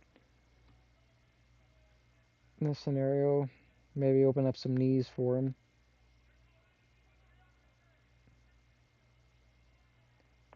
Ron's looking really good this fight. He's looking a lot better than the Dan Ige fight to me. A lot better. Though I would like to see his cardio tested. So far, he looks fine cardio-wise.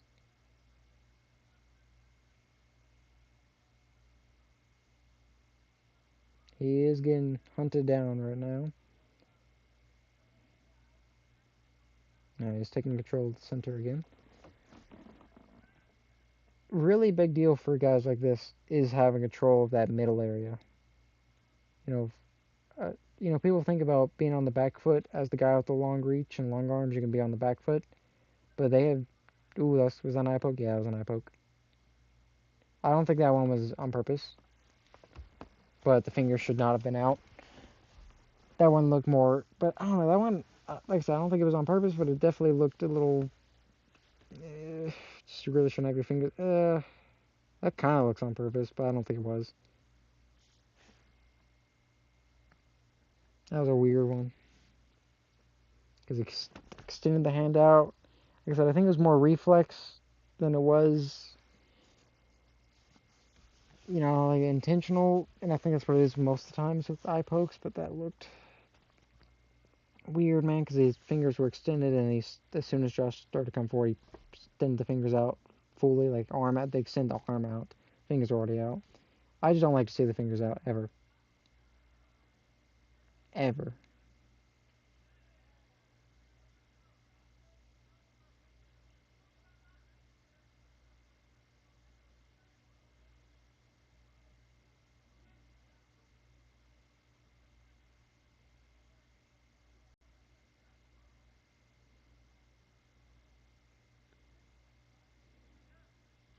It didn't look like a too bad an eye poke. I don't think. Josh Emmett caught another kick. Took him down again. Josh Emmett definitely working the wrestling. Honestly, I'm kind of shocked to see Lerone hasn't engaged in trying to reverse it at all. Though he hasn't really gotten a lot of opportunities, I guess. And I think he's wary of the power coming at him enough to where he doesn't want to be on the receiving end of any ground and pound. So he just isn't taking the risk, especially while he's winning on the feet. This is a close round, though.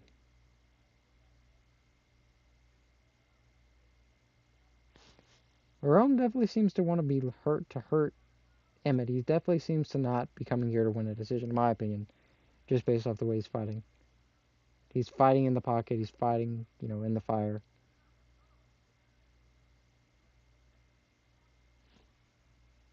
Definitely seems to be putting weight behind shots as well.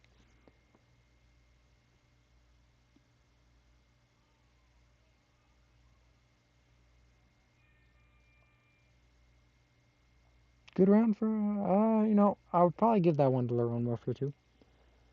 It was a close round. All of these have been close rounds. I think the second round, though, was pretty different. Second round, I do believe, will be unanimous across everybody. That it was Lerone Murphy's round. I think the first round is decently, not unanimous for Emmet, but pretty clear Emmet.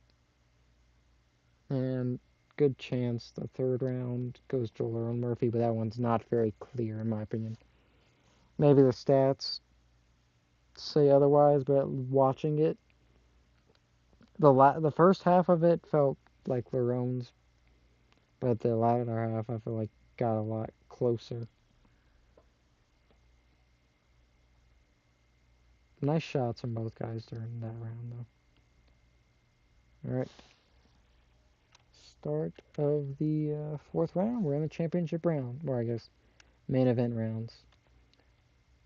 I think they should add an extra round of championship fights. I would like 6 rounds.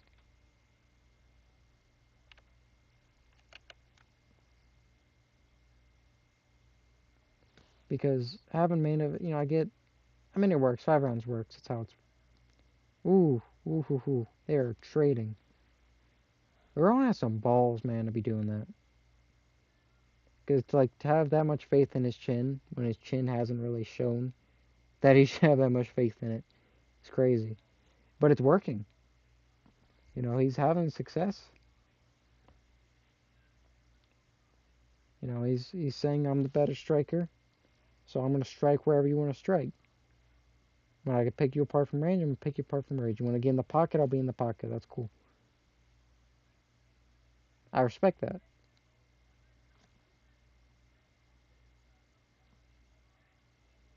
But like I said, Josh Emmett literally has to land once clean, like really, like one shot. He's got 9 more minutes to do it. But like I said, though, do think we either see our own Murphy decision or Josh Emmett knockout, and it looks like we're heading towards the decision for Lerone Murphy, just based off how the fight's going so far. Because it's probably 2019 Lerone Murphy.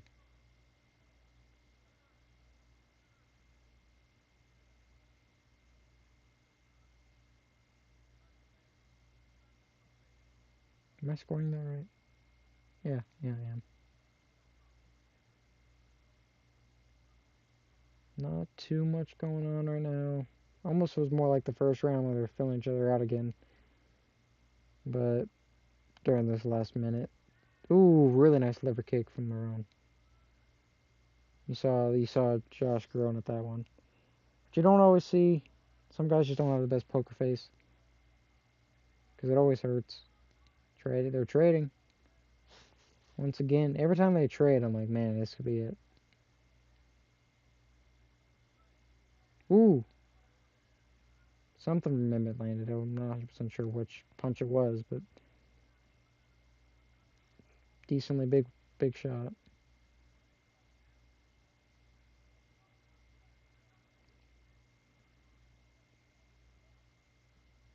Aaron has been landing some really nice leg kicks, which I was talking about earlier. I feel like leg kicks be really important in this fight. Kicks in general, staying at range, of course, with the kicks, but leg kicks I felt like would be a big factor for him if he could just kind of slow down Josh Emmett, chop down the wood a little bit. According to the stats they're showing on UFC, Lerone Murphy is winning in every striking category by a good bit.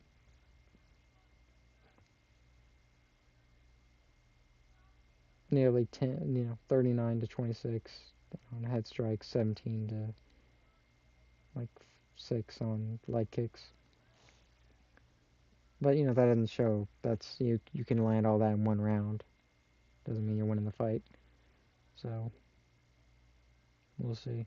Though I do think he after this will be up 2 rounds. If the round keeps going the way it's going for the next minute and 30, probably Murphy up 3 rounds to one.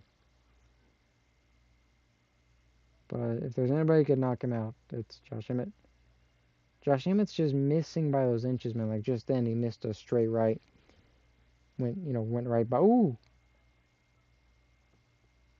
nice little. The more confident Lerone gets, you never know. He may decide to trade one time he shouldn't have. And Josh Emmett's really trying to walk him down right now.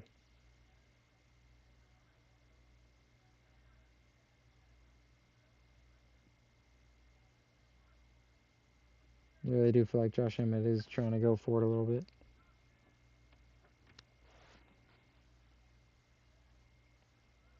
Definitely. I definitely think next round. Oh, going for the takedown, Josh Emmett is. It's probably about to scoop him up. Got the hands locked.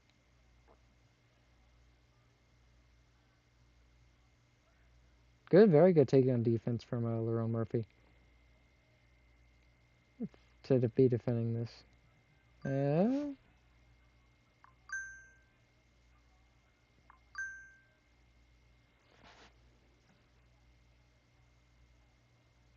Yeah, some blood coming from the ear, maybe the ear area of the right ear, I believe, of Josh Emmett. He's got a lot of little cuts this fight. Because I don't think it's any of his old cuts reopened. So he's got one on the bridge of his nose, I think, it looks like. I can't tell if that's a dribble. No, that was a driblet. So maybe he's got a cut on his nose, it looks like. Little one on the forehead, couple little gashes here and there.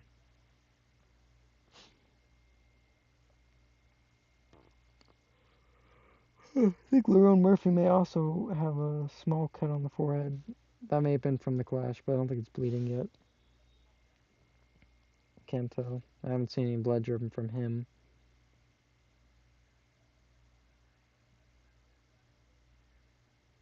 Jason Rozak is warning him about some stuff to the back of the head with elbows. But I really feel like the back of the head thing is. I understand eyeing in the back of the head, but it feels stupid to me. Like how you're gonna have a fight, but you're not gonna hit each other in the back of the head. Like, hey, I'm gonna punch you everywhere, but here.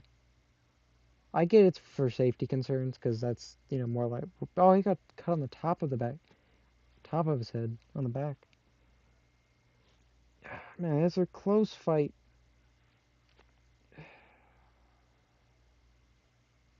A lot of people seem to be scoring at a tie right now, but I feel like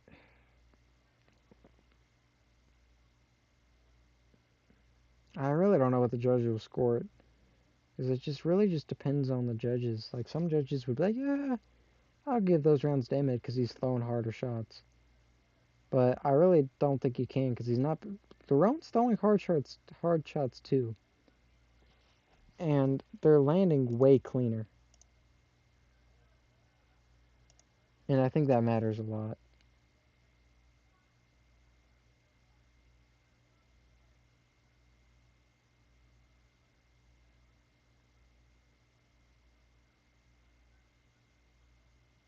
That should be one of the defining criteria, in my opinion. The defining criteria is effectiveness of your striking, not just the power behind it. Precision, accuracy. Accuracy should be the statistic that matters. The more accurate, put the fingers up, man. I don't like that. I feel like my commentary is so much better when we have an interesting fight going on, like right now. Okay. I feel like Lero may have expected a takedown there. Could have been an opportunity for Josh. I don't think the fight is as close as some people are scoring it on some from the tweets they've shown.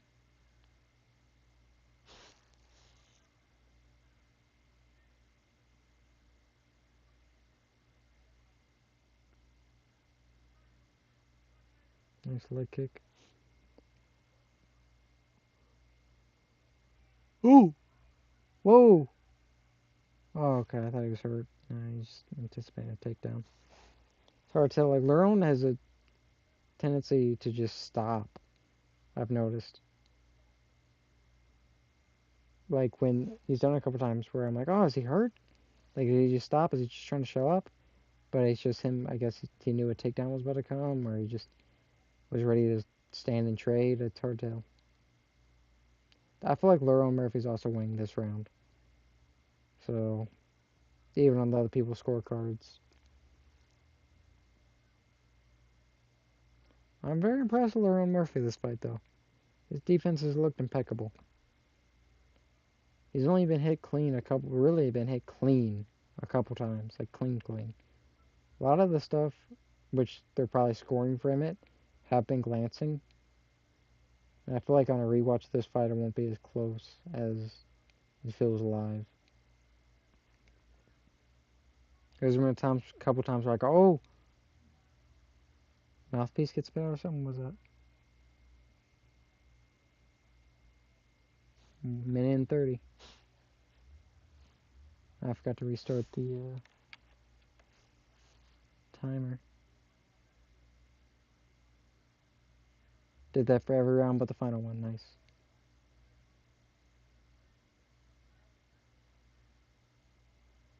Verone is also traded, man. Like, ooh, Verone just hurt him with a straight left.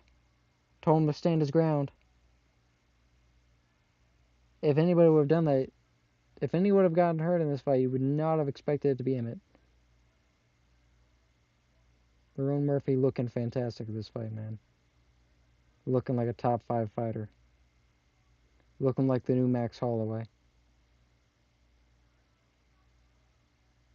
Okay, well, they're staying in the middle. Emmet is pointing to the ground now. But I don't really like that because like he pointed to the ground like 10 seconds ago and you didn't respond. To be fair, it was after we heard him, but Lerone is not listening to it anymore.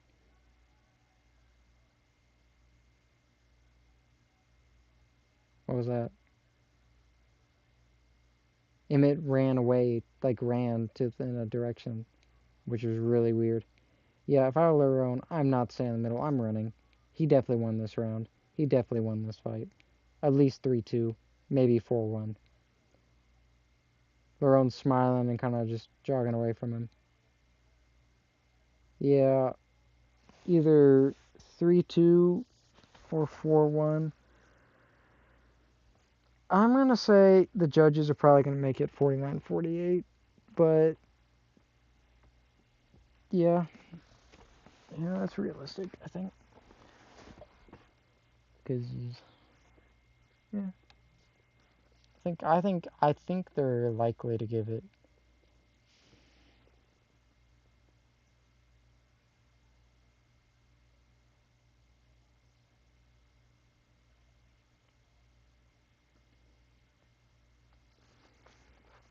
That was a good fight, man. I'm shocked, dude. Lerone caught him good. Lerone caught him with a clean left. They was a really nice straight, full extension, on balance. Caught Josh coming in. I don't think he was coming in. I think he was coming out actually at that point. But it was a really nice left.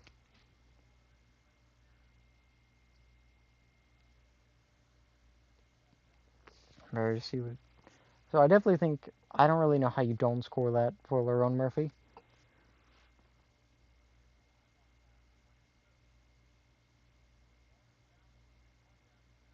Definitely, you understand. I thought Josh Emmett would have been able to.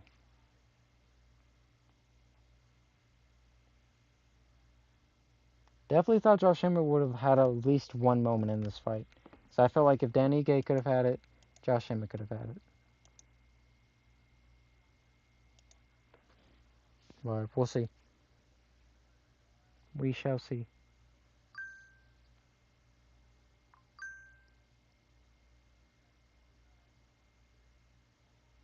49. I heard 49, 46, 48, 47. Yeah, Lerone Murphy wins. He definitely gets a top 5 fight after this. I don't know against who. They're not going to give him a title shot. He's probably only one more win away from a title shot. I feel like maybe not, depending on how they may give him most. Ooh, they could give him most. I don't know. I don't think they'll give him most. He's got the longest. He's tied for the longest active winning streak in the division.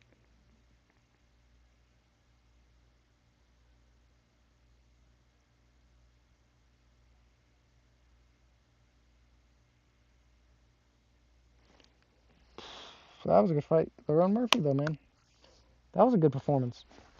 That's as close as you. I want to say it was not a perfect performance. Definitely not. Definitely not. But you can't against a guy like Josh Emmett who has that nuclear option. Like eh, against a guy like Josh Emmett who has that nuclear option, where he can just start swinging and banging. The fact that he never got hurt, especially when he was sitting down in the pocket, the fact that he was willing to exchange like that impressed me. The fact that he didn't get hit impressed me. The fact that he was always off the center line pretty much, and was able to even when a straight came at him, didn't hit him in the head, hit him maybe in the ear. So game of inches, man, game of inches. So I'd be very interested to see him fight maybe Yair Rodriguez, maybe something like that. No, I mean I don't know. Yair Rodriguez fights next month actually. Yeah, so they had it everybody had it. So 48, 47, 49, 46, and 48, 47 is what all the judges had it. So yeah, every single judge had Murphy winning. One judge had him winning 4 rounds. The other two had him winning only three, which is what we all thought it would be. You know, that's that was which is it's fair ranking. It's fair. I don't know who they'll give him because Max Holloway. I don't know if Max Holloway will be how much longer he will be in the featherweight. The featherweight rankings are about to get really weird because the champion and is about to leave. One, Alexander Volkanovski and Diego Lopez. One of them is about to become champion. It's gonna be really weird. We're about to lose Ilya Taporia just from the division, I believe. I don't think they'll keep him as the number one contender. I think they'll just remove him from the rankings. I could be wrong. I think the fight to make next is gonna be him and the loser of Volk and Lopez. But the issue is Volk may retire. So I don't know, because, we're losing, and no matter what, we're losing. It's so weird. It's so weird. Probably make a video about this, because it's a really weird, what's next? The featherweight division is about to have a major shakeup. But I'm going to end the stream here. I will be booting up a Minecraft stream, though. So, in 10, 20 minutes. So, yeah. Yeah, maybe. I don't know if I'll do the Minecraft stream. If I'm not live in 10, 20 minutes, I decide to go to bed.